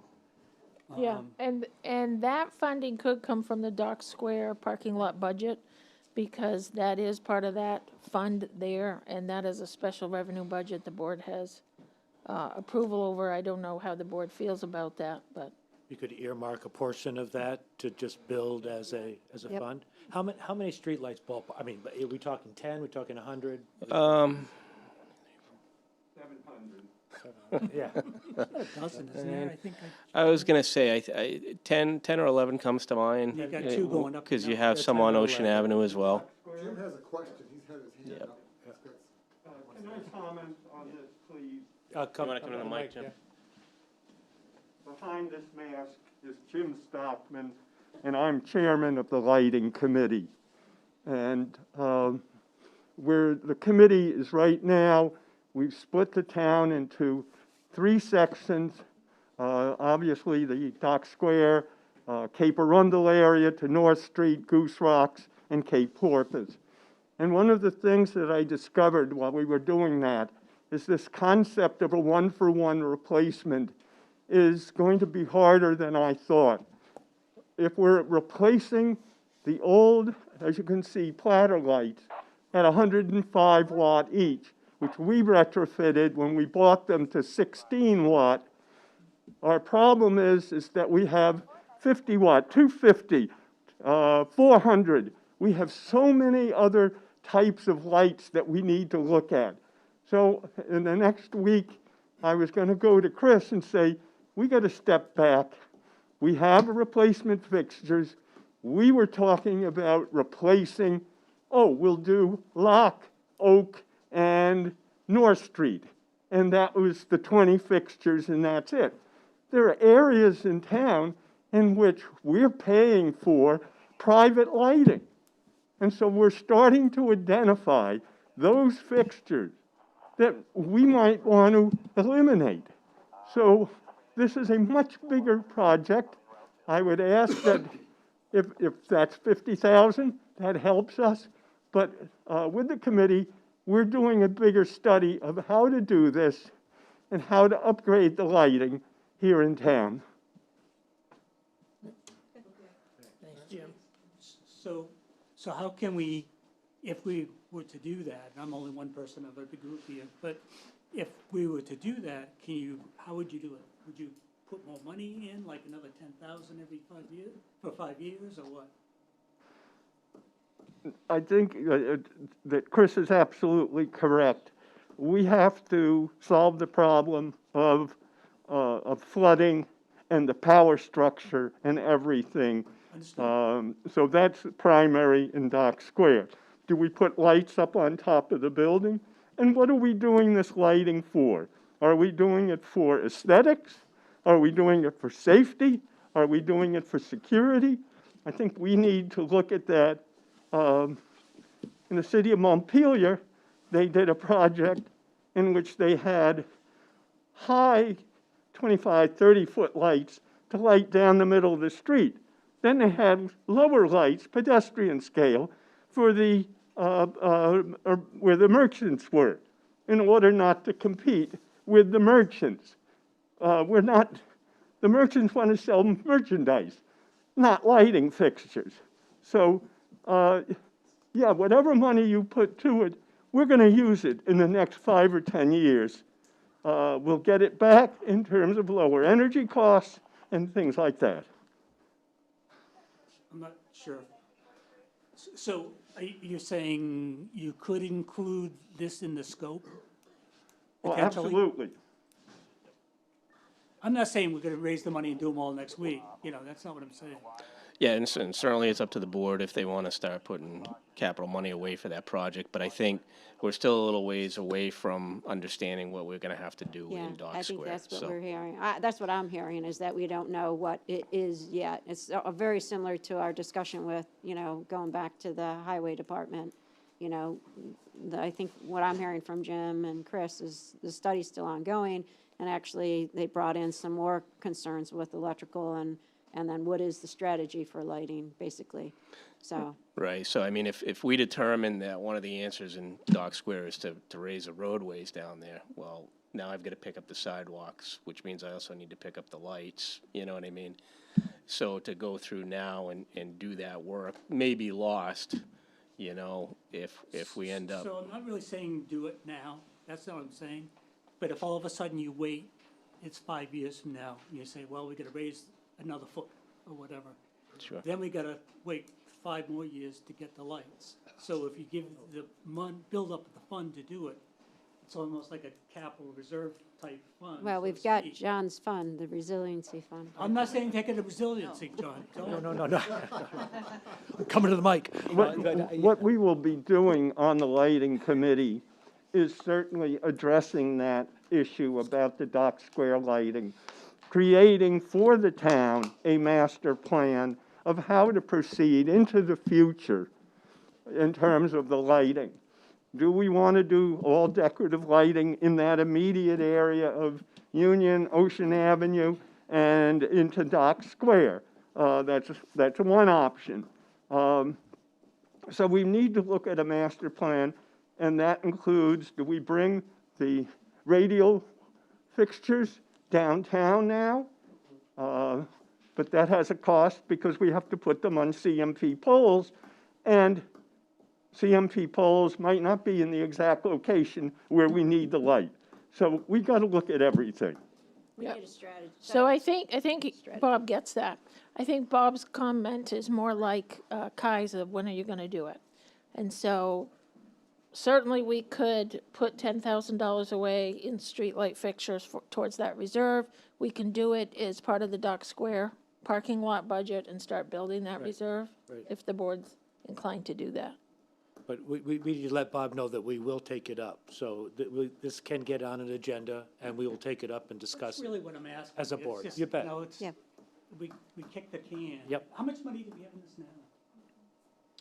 We're spending it every year as we do it. There's nothing in it, yeah. So this would be our second round of streetlights, so. Yeah. It's a spend and burn. Literally. Literally, Yeah. All right, I can go home now. Thanks, Lori, and Chris, and Jim. Thank you, Chris. Thank you. Thank you, Chris.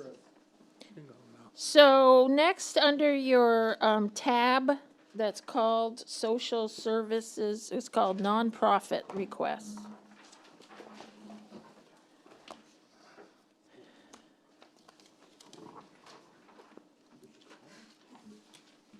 No. It's page 2. So the nonprofit requests, you'll see a spreadsheet in here, and that's what's in this funding. And so we have a social service subcommittee that meets and reviews the requests and makes a recommendation. And so their total recommendation is $26,347, which is a $175 decrease from last year because we did not get a funding request from one of the agencies. I know there's a couple people who sit on the committee. If anybody has any questions about that. So, the kids free to grow, you did not want to fund that, or they didn't apply? They did not apply. We reached out to them. They haven't requested the funding we have this year. And we've reached out to them, so I'm not sure what's going on with that agency. We also decided on that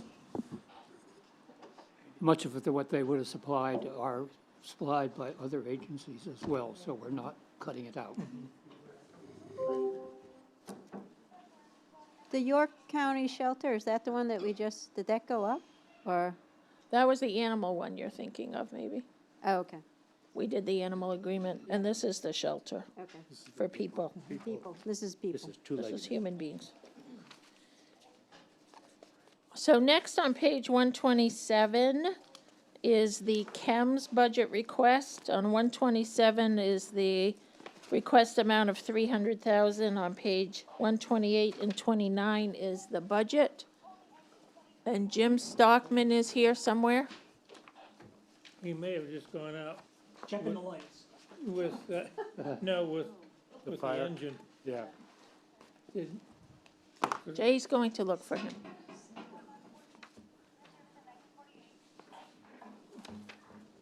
We said 127? It's Kevin McDonald.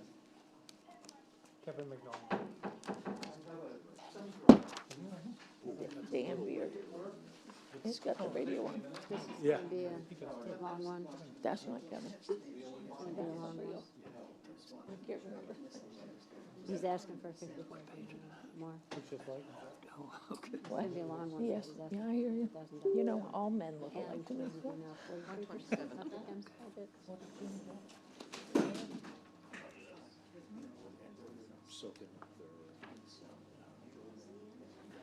Yeah. Yep. Who's doing Kim? Now I'm on the board. I don't know why people allow me to be on boards. I really get confused.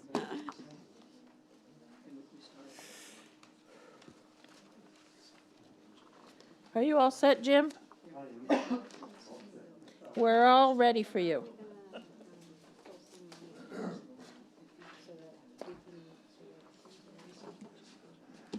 Apologies. I am Jim Stockman, and I'm just recuperating from whatever's going around. So I am the chair of CHEMS, as the Kennebunkport Emergency Medical Service. And to start off with, we would like to thank our donors and our subscribers, and thanks to our users who need CHEMS to be there on a 24/7 basis. Next slide, please. Some of the changes at CHEMS this year, we introduced our new web portal, and it's at kportems.org, and you can find donation online, subscribe to CHEMS, contact us, and as you can see. If you go to the next file that I had, the other thing that's happening is that we're getting a new landlord after 40 years. And so we hope that's going to happen soon. But our thanks to the Atlantic Volunteer Engine Company, AVEC, for being our landlord for 40 years and not increasing our rent. So the next file, please. One moment. Yeah. Us not doing it. Huh? I didn't say anything. They were good tenants. You didn't throw any parties at night, right? Not that we know of. The important thing is that each year CHEMS comes before you for monies. This year, we're asking for $300,000. I thought that it would be appropriate to show you where the money went.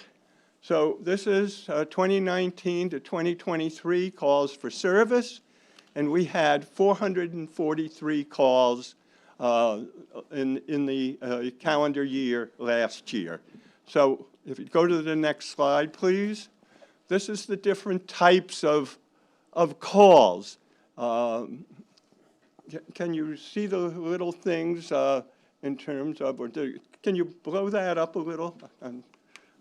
A previous slide, please. There you go. There you go. So, sick person, falls, trauma, all the different things that CHEMS goes out. When CHEMS goes out, the crew has to fill out a form that is sent to the state. So this data is the data that has been given to the state. Next panel, please. The different description. Next panel, please. Well, this is the interesting one.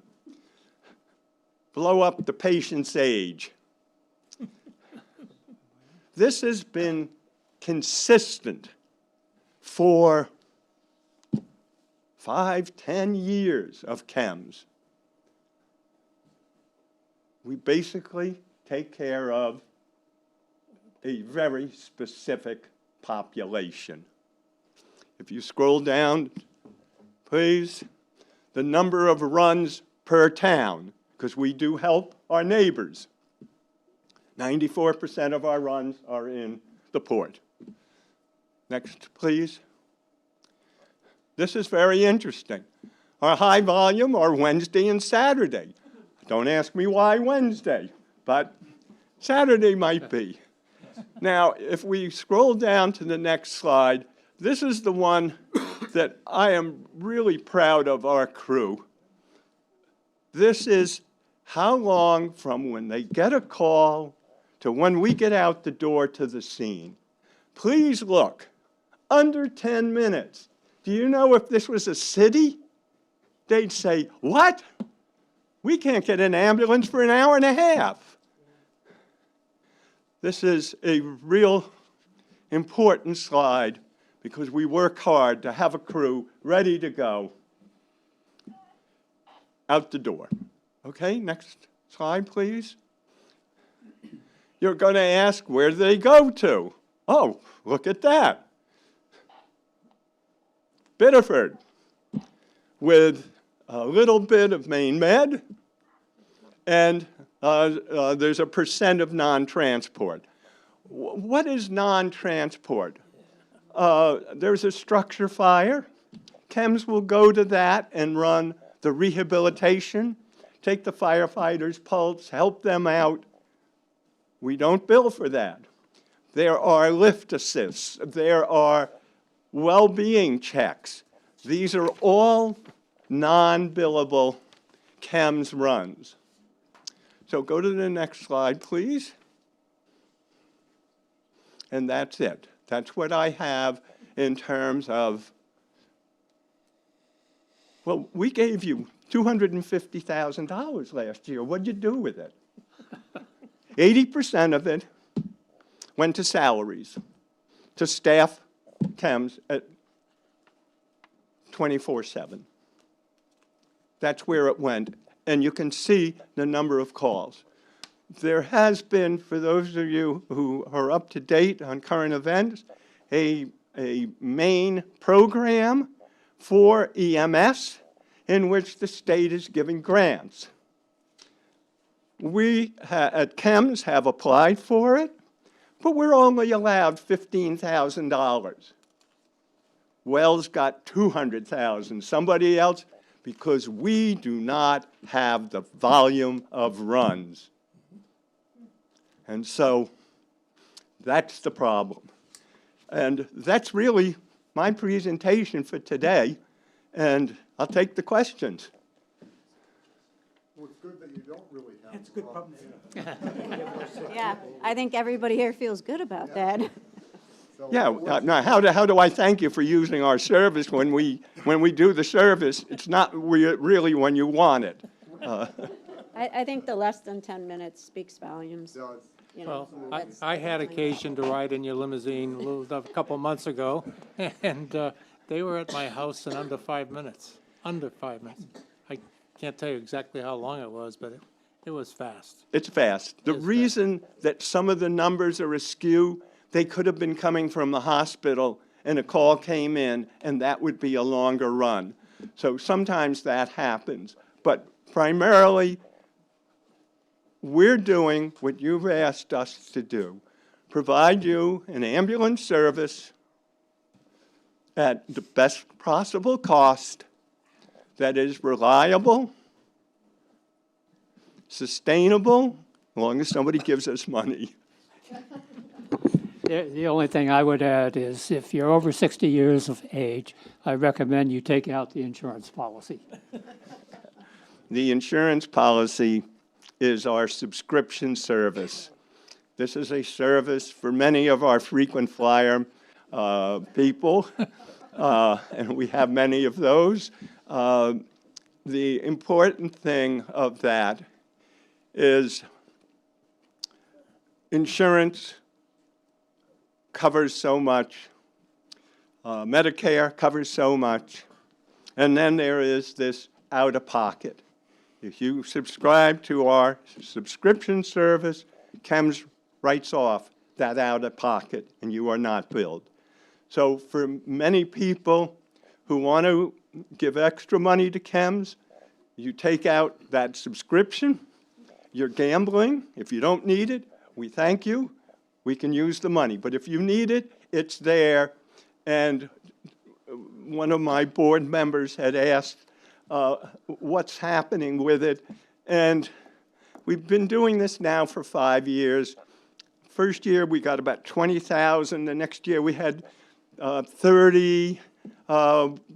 We think we're hoping to hit 40,000 in terms of money. We get that money in January and February, which is when we can use it, even though we get our town allocation at the beginning of our fiscal year and in January. It helps with our cash flow. And we're hoping to retain that at about 10% of our overall budget. Our donations are about 20%. Our cost of services, revenue on services, we don't know what's coming in, how many runs we're doing, and whether the people will pay. And one of the worst things being at CHEMS is that we're not talking 30 days or 60 days. We're talking 90, 120, and beyond. Because first it goes to this group, and they take it and deny it or pay so much. Then it goes to this group. Oh, then it goes, oh, we're down here at the very bottom.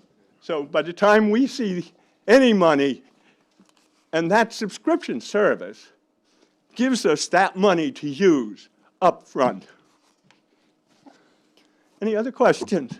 Well, I think we just want to remind both boards of the public study that we funded last year. That happened. That's rolling up now, and I don't know, Lori, when the final report's going to be back. But Yep, I think we should be ready for the presentation next week. Okay.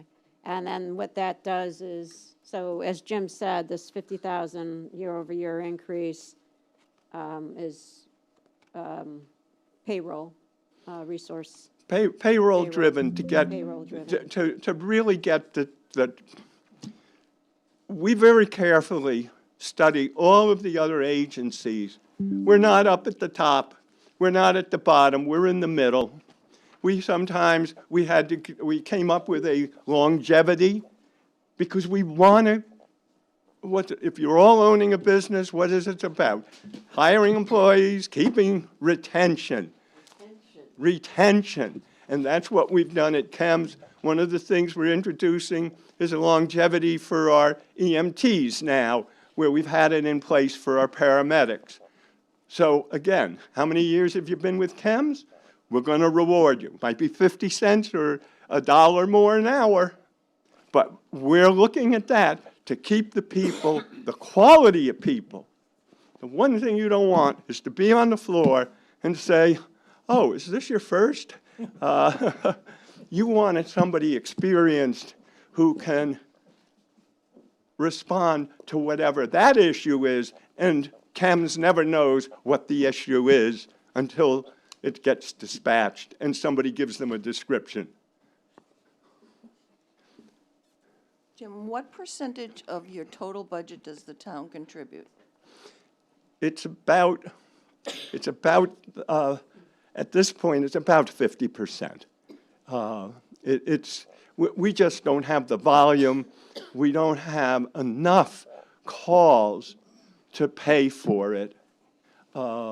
One of the things that's happening is that there's a new program from the state that allows us to bill somebody, we needed to go out and do a well-being check, and it was for insulin or something like that. They're now allowing us to bill those calls. Oh, wait a second, the insurance companies haven't figured out yet how to pay for it, so at this moment, we don't see any of it. So we're waiting because nationally, all ambulance services are in the same financial difficulty. Up north, they're closing. They can't get people, and and I'm sorry my chief of operations couldn't be here, but he's working his full-time job. He says there's just so many apples in the bushel that we all pick from, and that's what makes it difficult to keep going and why we need the money. And is it inching up? Yeah, I think so, in terms of percent that the town pays. But we don't know. But that has to be, that's the preview for then what will come out of that's the onus of why we have the public study and then potential solutions or changes that come from that, right? Which is what will be considered for our next strategy and budget. Thank you, Jim. Does anybody have any other questions for Kems? Thank you for being here for lighting, too. Thanks, Jim. Yeah, I'm gonna grab my thumb drive. So, Chris Simeone, you're back up. Page 169 is Shade Tree Committee.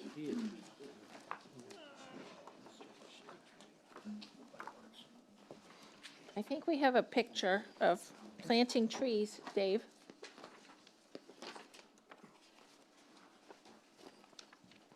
The town's been a Tree City USA for quite a while now. The Shade Tree Committee every year looks at planting locations for new trees. The tree warden is also responsible for administering the treatment program. You'll see there is a small increase in the treatment line item this year. Typically, Bartlett gives us a proposal ahead of time, just before the budget's due, on an idea of what we need to do for inoculations and whatnot. So there was a minor increase in the tree treatment line item Right. for that. The whole shade tree budget is up 2542. 2,000 of it was for tree treatment for the elms, and 542 was a license for GIS. Yes. Any questions? Treatments that we use are organic or? I don't know, to be honest with you, because I just don't know enough about, the treatments or what they are. But it's typically for the elm trees. I think a while ago, we had a problem with elm tree disease, Yes. and they worked on that. So that's what it is. It's sort of yeah. like that. We lost a lot of elm trees. at Yeah, one Yeah. time. we lost some 2 or trees, 3 years yeah, ago. yeah. And if you enjoy the fall in Kennebunkport, then all this money is worth it. This is what the buses come to see? The tree treatments are an infusion process. A few years ago, we changed tree treatment process, and we had Bartlett do it. And so it's a multi-year treatment. So we don't do all the trees every single year. Right. So we stagger them. Staggering around. Yep. Thank you. All right, if we don't have any other questions, Chris, you can stay there with Ruth Fernandez. Do you want to come to the podium? So we are going to do Cemetery Committee, which is on page 175. Ruth is the chair of our Cemetery Committee. So the increase in the cemetery budget this year is a little over $3,400. Some of that is related to wages, as we hire someone to mow the cemeteries in the summer on a seasonal basis. But the biggest increase is $2,750 for cutting and pruning. And so do you want to talk about that, Ruth? Sure. And today is perfect for that. With all the wind we had today, it was like, oh yes, good, I can maybe get that money for sure. So, Basically, what the cemetery committee asked for is for tree cutting, because, tree cutting and headstones. Because if there are dead trees and they fall on the headstones, then we have to pay for new headstones. It's just this cycle. So it's very important that we are aware of the trees in the cemetery and what needs to be cut. And the price of tree cutting has, well, if you can get somebody to cut your trees, and then, you know, the price has gone up. So, as the price of headstones has also gone up.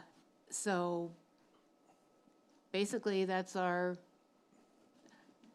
it's actually a little scary to go in the cemetery and, you know, it's kind of like, do I want to look up and see what the trees are looking like? Because this is minimum. What we ask is just peanuts compared to everything else you guys are talking about tonight.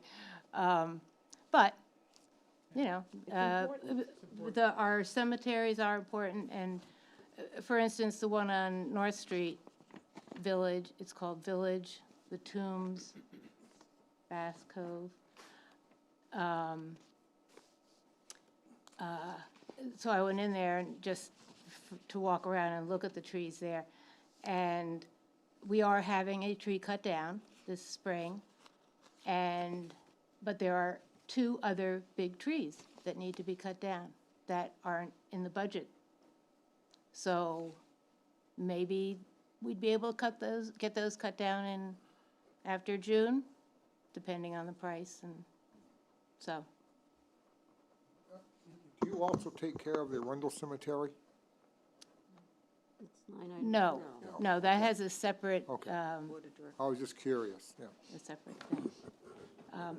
And I just want to give a shout out to Jim Burrows, who for years and years has taken care of our cemeteries, has all seasons. And some of these, I mean, if any of you have walked in the Village Cemetery, it's a big cemetery. And he always, I never went by a cemetery and thought, geez, I wonder where Jim is, why hasn't he been here? I've never had that. And luckily, these guys have provided someone to take Jim's place, so. Very good. Thank you. Yeah. You may be looking at another tree out of the Cape. It's in the wires when I came here, in the primary lines. Which cemetery? Oh, At the is it Cape. Cape Porpoise Yeah. Cemetery? Okay, check it out. Just as long as you put the money in the budget. I'll see it. It's a good-sized tree, too. All right, so next we have Graves Library. So we have Mary Lou Bukavalis. Page 183 is the request. Page 184 and 185 are some data regarding the Graves Library. So, thank you, Lori, and your staff, the residents of Kennebunkport, the Board of Selectmen, and the Budget Board for allowing us to be here tonight, or me to be here tonight. And a special thanks to Mike Weston for always showing up at our meetings every month for his liaison duties. Before I want to just remind everyone that there is an eclipse coming. You might have heard about it. It is on April 8th between 2:30 and 3:30 in the afternoon.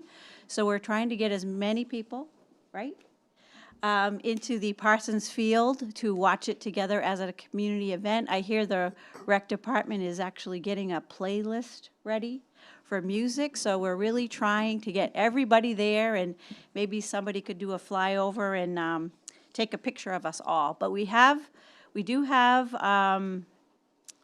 the correct glasses, because everybody's been checking on that.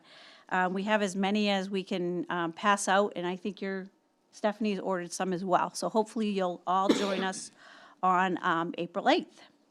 So What's regarding... the name of the event again? Oh, Eclipsomania. Yes. Oh. So, And what time is that?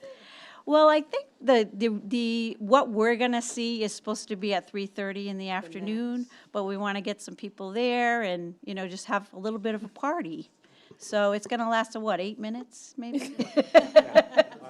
So, yeah, Well, the yeah. party's before, but Stephanie, that's Pink Floyd, Dark Side of the Moon. There you go. So regarding our budget, we are not asking for an increase to our current budget this year. We really try to do our best to only ask for what we need, and we know that there are so many other things that are going on in this town, so we always try to be as prudent as we can. And that allows us for what you are able to give us. It allows us to operate and provide all of the good quality programs that we do offer at the library. So as you can see by the budget, it is still a little less than 40% of our budget. So our big line items are the, wages, insurances, utilities and services, and print materials, AKA books. And if you look at the revenue side of our budget, we are always trying to find ways to fundraise. We have a really active annual fund drive and our bookseller. So if you haven't been to the bookseller in a while, I encourage you to stop by and do some shopping for really cheap books.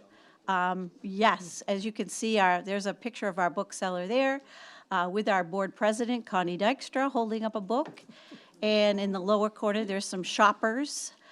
So this room is all books that have been donated by the public or books that we have taken out of our collection. So anywhere from 50 cents to a couple of bucks. And it is a really nice revenue stream. It's also a nice thing to offer visitors that are coming into town. We find a lot of the female shoppers getting off the buses, and the men want something to do, so they come to the book sale. So it's a great place to tell people about our town. We have volunteers that are downstairs manning the desk pretty much at all times, and they can ask people where they're from and, give them choices for where to eat and where to picnic. And so even the basement of our library also is really great for customer service. So the business center, the Dow Room, our new meeting space in our basement has been a godsend to a lot of the remote workers. We have a lot of people that come in to study, take exams, have Zoom calls, have small meetings. So we've got some spaces around the library now that are being used on a daily basis. So if you need to schedule a meeting or a private conversation with someone, call us and we'll put you on the calendar. Our staff works so hard to make sure that people know about our events, process books and movies, the magazines, getting new patrons registered, interlibrary loans, and help with technology. The ladies upstairs have created such a wonderful space for all children. In the last 4 days, I have seen 3 children coming downstairs crying because they didn't want to leave the library. So isn't that a nice thing? So they all do an incredible job all year. The volunteer and the board still remain a vital component of our operation. On that last slide, you could see that there were over 5,500 volunteer hours logged in, and that doesn't include the time that the trustees put in. That's just our volunteer pool. So, and then the next slide, we have a couple of upcoming fundraisers that we just want to let you know about. The first one that's on the right-hand side is a painting that was donated to us by Ellen Granter. So we're going to be raffling that off May through the end of August. The one in the middle is our annual author event with Paul Hendrickson. He is he used to work for the Washington Post, has written several history books, has a book coming out about his dad, who was a night pilot in Iwo Jima. And then our way to the left is the Secret Garden Tour in July. That happens every other year. So hopefully we might see you at some of these. So the library continues to be a community hub, not just for literacy and internet access, but for the workforce support and community activities of all ages. So many groups are happy to have a place to knit, a place to speak French, a place to discuss books, sketch, watch movies, be with other families, especially upstairs in the children's room. And, every day I put a smile on my face on my way to work. I find it is such an honor to work at the Graves Library, and I'm happy to be there every day. So I guess so, since I've been there for 25 years. So I will answer any questions if you have any. You forgot wine tasting. Oh, right. Which we missed tonight. That's right. From 5:30 to 6:30 on Zoom. So, yeah. Congratulations to you on your award. Oh, thank you. For Librarian of the Year? Yes. Maine Librarian Yeah. of the Year. Yeah. Yep. Very nice. Thank you. Thank you. All set? All set. Okay, thanks. Thanks, Mary Lou. So sticking with the theme of libraries, on page 187, we have the Cape Porpoise Library. And on page 188 and 189, you'll see the details, and Dick Smith is here.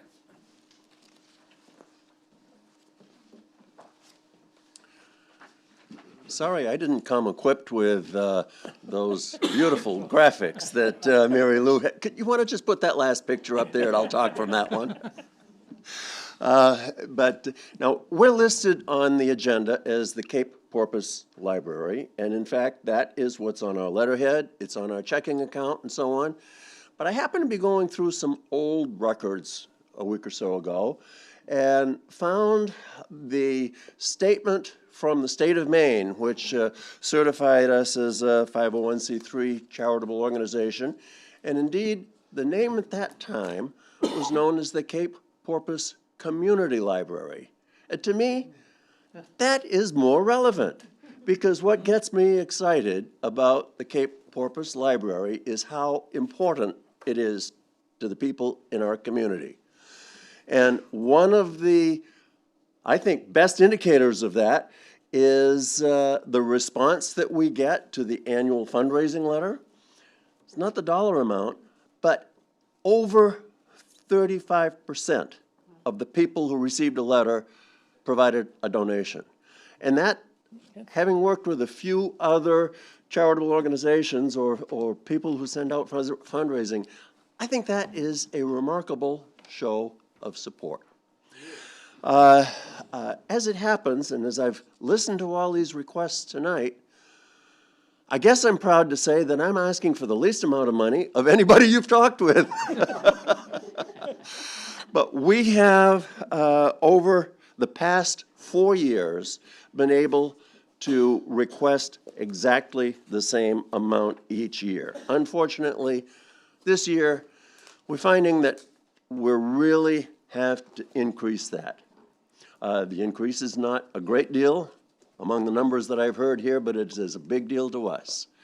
And as I look back, it's not that we have fallen short in some of our other areas. As a matter of fact, the amount of money that the self-funding portion, we're still looking to self-fund a greater dollar amount than we have in any past year.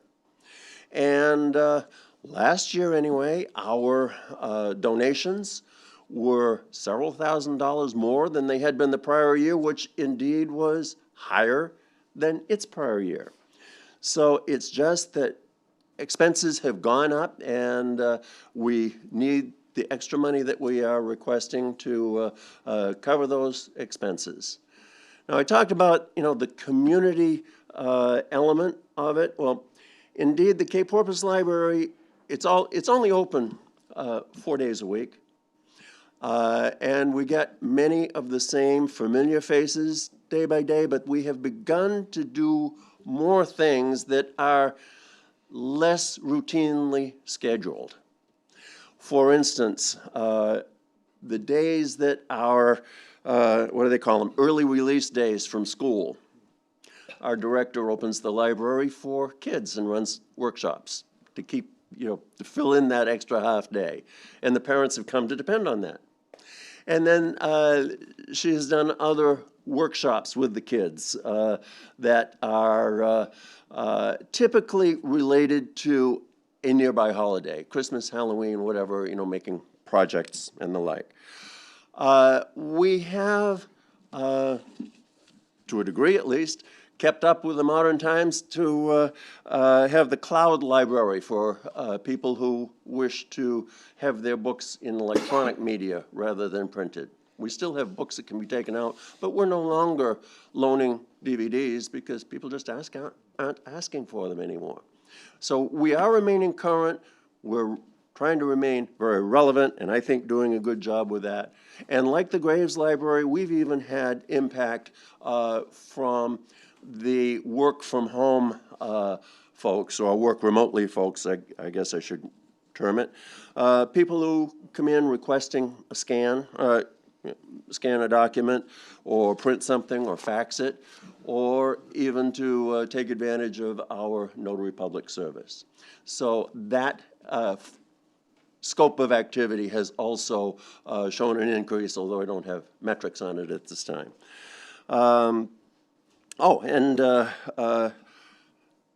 I guess ancillary to the library activities, but certainly relevant to the community, we also have served as a drop-off location for community outreach program for food donations and heavy jacket donations and things of that like.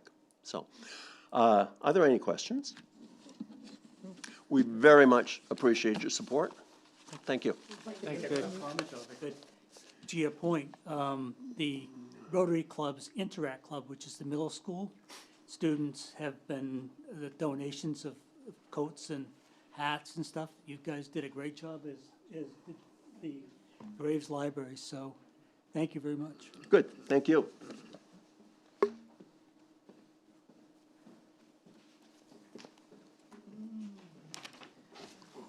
So if we go to page 191, that is the Parsons Way account.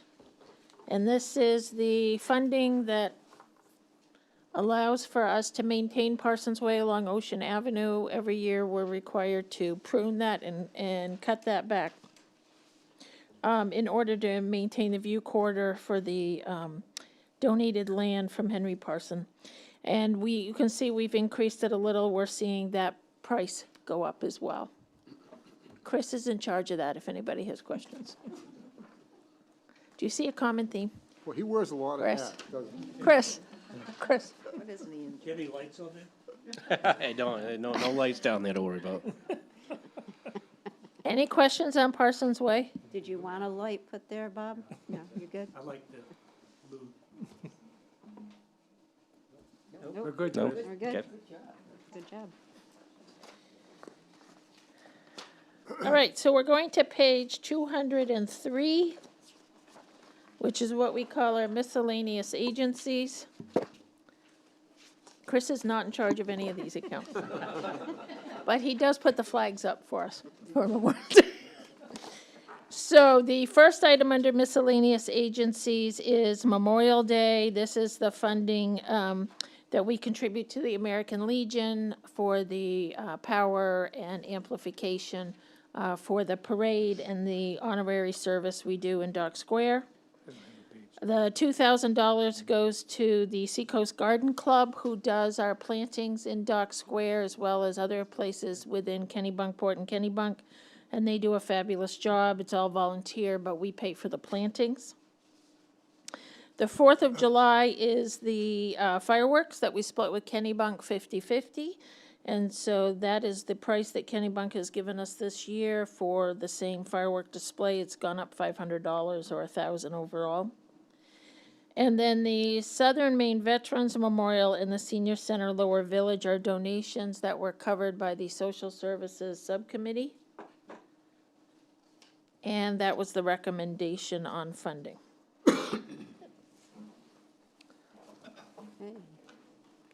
So that concludes the overview of the budget. The plan would be that next Thursday night, the select board has one of their regular meetings, but they will be making their recommendations on the various budget articles. That recommendation will go out to the budget committee on Friday, March 29th. And then we will meet with the budget committee the following Thursday, which is April 4th. And you guys would be making your votes on those recommendations.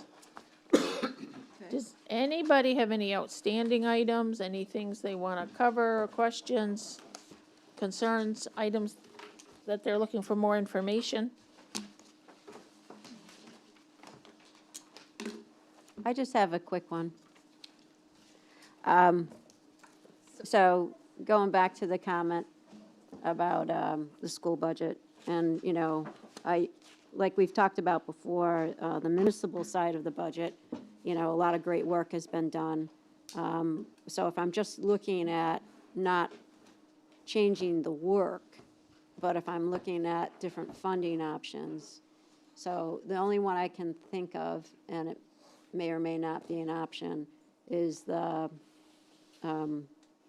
now, just sit in your chair for a minute, because let me finish, is the resiliency fund, and it's not to cut the fund, it's to how do we fund it. So for example, I think of the resiliency fund as things that we put away for capital reserve in our capital reserve account, because it's hardscape, it's roads, it's bridges, it's you know, things of that nature. And for me, that's part of our capital infrastructure and why we're squirreling money away in that account. So could we entertain, would we want to entertain funding part of that $450,000 out of capital reserve this year to help offset some of the stuff we're seeing from school to mitigate some of the tax impact?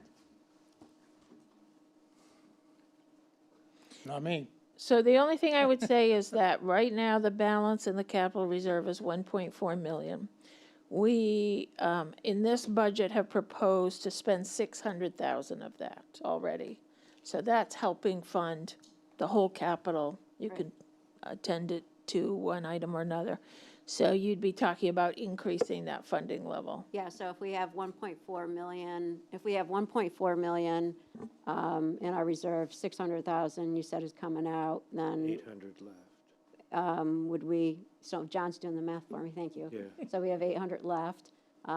So then do we take another 200,000 out of that this year? I just, you know, I'm just looking at, we have things to do, and I understand why we don't want to kick the can down the road. I think the town has done an excellent job on putting money in capital reserve, but I just feel that we have actually gone through one of the things that we put things for capital reserve away, which is a big storm, things happening, making us change our point of view of when we should be looking at, you know, resiliency projects and what we should be doing together as a whole for our future. So I just feel like if you're going to tap into that a little bit, this would be the time to tap into that a little bit, not a lot. I guess I would just respond to that, you know, the capital reserve is such an important piece of preparing for the future. I mean, in essence, you would be, in my opinion, taking away from a future promise or a future reserve in a time when the uncertainties, if this storm, you say we were now paying for the storm that came, and if I really felt this storm was a one-of, then you might see some logic there. I believe in my core that this is just the beginning, and that we will be needing even monies beyond what we are spending now. I don't like taxes. I don't like raising taxes. But when I look at what's in front of us and what I believe is coming, this is frankly, less of an investment to the future than I would like to make. So well, that's my opinion. I agree with John. I agree. I agree with John, and the way I look at it is that, okay, the school budget's there, we really don't have a say other than voting about what the school budget is, that's there. We do have a say in what we do with the town budget and the mill rate. And this budget that the budget board has put together and we've put together has taken the mill rate down by 4 cents this year. Okay, the school budget's up, but we've taken, with everything that we've done, like John's saying, looking for resiliency, trying to anticipate what storms are coming, and so I think we've done a great job. And the mill rate for the municipal budget is down by 4 cents. So I'm not looking to offset, I'd love to offset the school budget, but I don't think that this is the time to do it. Yeah, no, I appreciate that. I appreciate the comment, and again, in the beginning, I gave huge kudos to all the department heads and to both boards for coming in with a municipality year over year down. So I'm completely on board on that. I'm just wanting to have, as I think we should do in these meetings, I just want to press the metal, press our thought process, so throw some things out on the table so that we can openly discuss and hear points of view. That's what I think the views being expressed are good. I'll just try one more item, which is the contingency budget that April went and did the 15-year study on. Overlay, sorry, the overlay budget. And so I think what I heard from April, and I'm testing now, and again, I'm just throwing out options of things that maybe we could look at. I think, April, what I heard you say when you did your 15-year study, the maximum we ever spent was $1,000. $71,000. That was during a reval year, 2 years ago. Okay. That was the highest we've ever spent out of contingency, out of overlay. And our Average, not counting the 2 reval years in 2010 and 2022, the average was $9,519 that we spend out of overlay. But we have $200,000 budgeted. The average budget, not counting the 2 reval years, was $80,684. So that was how much we averaged over 15 years, not counting the 2 reval years. That's how much we averaged in that overlay account. And like right now, there's $200,000 in there. So, and we always had plenty of money. We had money left over. We always had money in our undesignated fund balance. So I wouldn't mind to see that overlay go down to $100,000 instead of $200,000, which would bring the mill rate down another 3 or 4 cents. My only concern is, as Lori, I'm assuming, as Lori puts this together, she's looking at the whole picture, and that 200 was there. I'd want to be sure that if we did lower that to the 100, does that change the town's sense of what they need in terms of cash flow or reserve or what have you? No, So, 'cause we've got But the overlay is 18%. supposed to be for abatements. Yeah, because we've got the 18%, John. was it only abatements? Well, I just asked Lori to help us balance this. Yep. So just to be clear, the board and the budget board don't vote on overlay. But, that being said, so I don't disagree that the overlay is certainly gonna be less. What that amount is depends on how much financial stability you want in your life. People have different measures of that. My job and Nicole's job is to create financial stability for you all. And we are never gonna recommend something that we don't think gives you that financial stability. So, what I explained is in the process, one is we budget undesignated fund balance every year.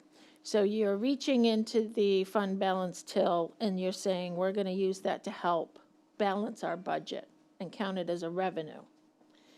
And so our goal is, of course, to be on good financial planning, to never really use that 200,000, because then you're just creating a hole you have to make up. And so we do our best to either find additional revenue or expense, or under expend to make up that 200,000.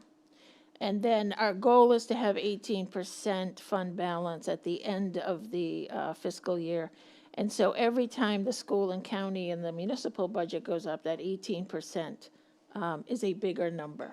And so I did an analysis of FY '23 to FY '24, and that was another 217,000 or something. So between the 200,000 fund balance and the another 200,000 I need to meet this new 18%, that was 400, a little over 400,000. So the overlay does pay for abatements. We have an article in the warrant that authorizes us to pay abatements from that overlay. It also adds to cash flow and fiscal stability.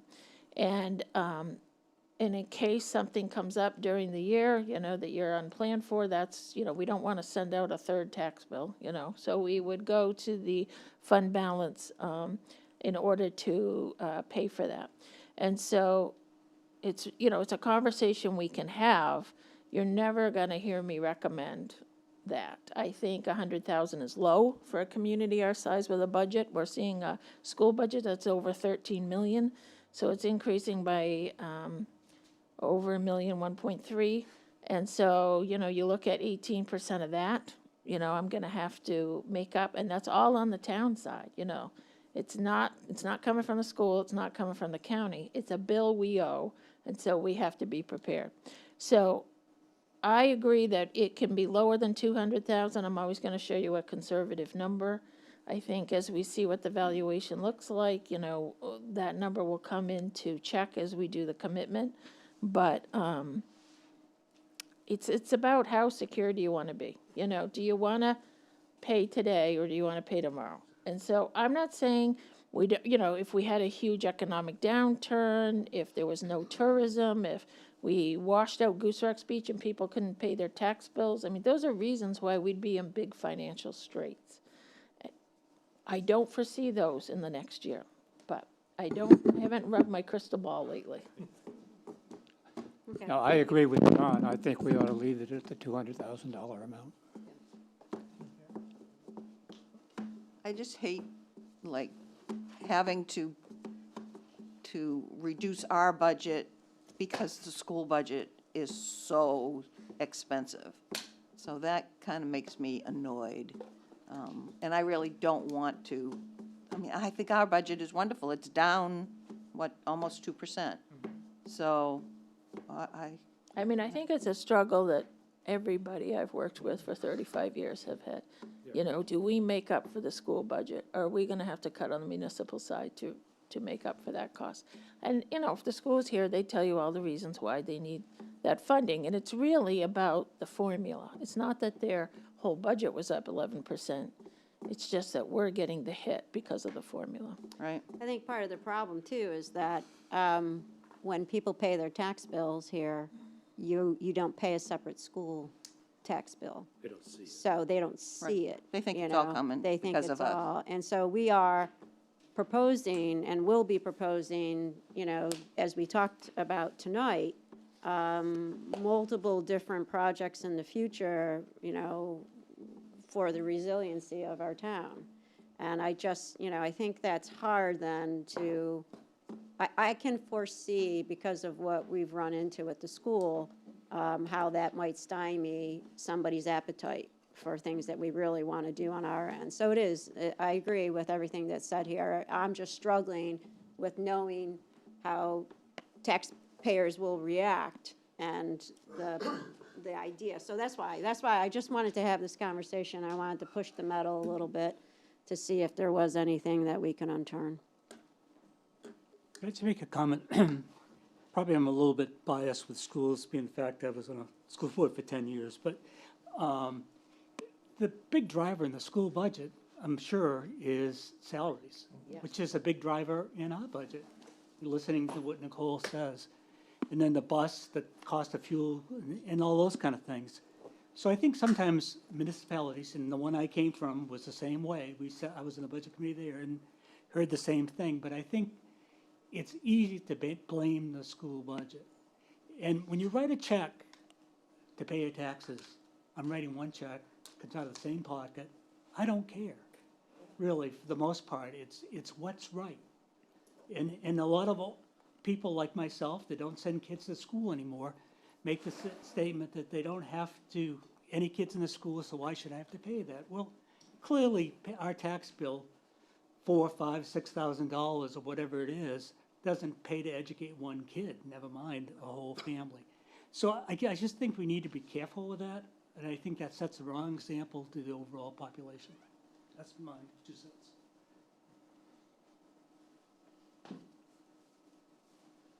Can I just say one more thing?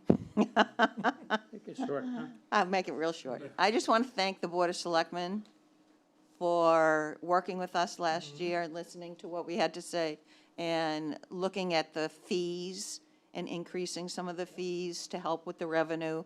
I really appreciate that. And I think that's a good reminder, too, that this budget is built on those increased revenues. And there's that chart. So if you do not want to increase those revenues, board, then, you know, that should be part of that budget discussion next week, because that will impact the revenue side.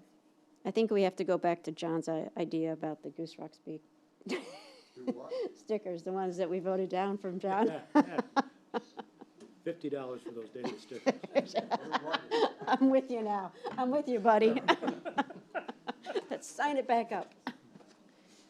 All right, well, we thank you. If you have any questions afterwards, let us know. Also, remember, you have to be back April 4th, Budget Board, and you're coming back next week. Motion to adjourn. Back next week. I haven't had dinner yet. I know, there we go. I have a motion to adjourn. Do I have a second? Second. All those in favor? Do I hear a motion to adjourn? Do I have a second? Okay, all those in favor? We are adjourned. 8:45. Good stuff.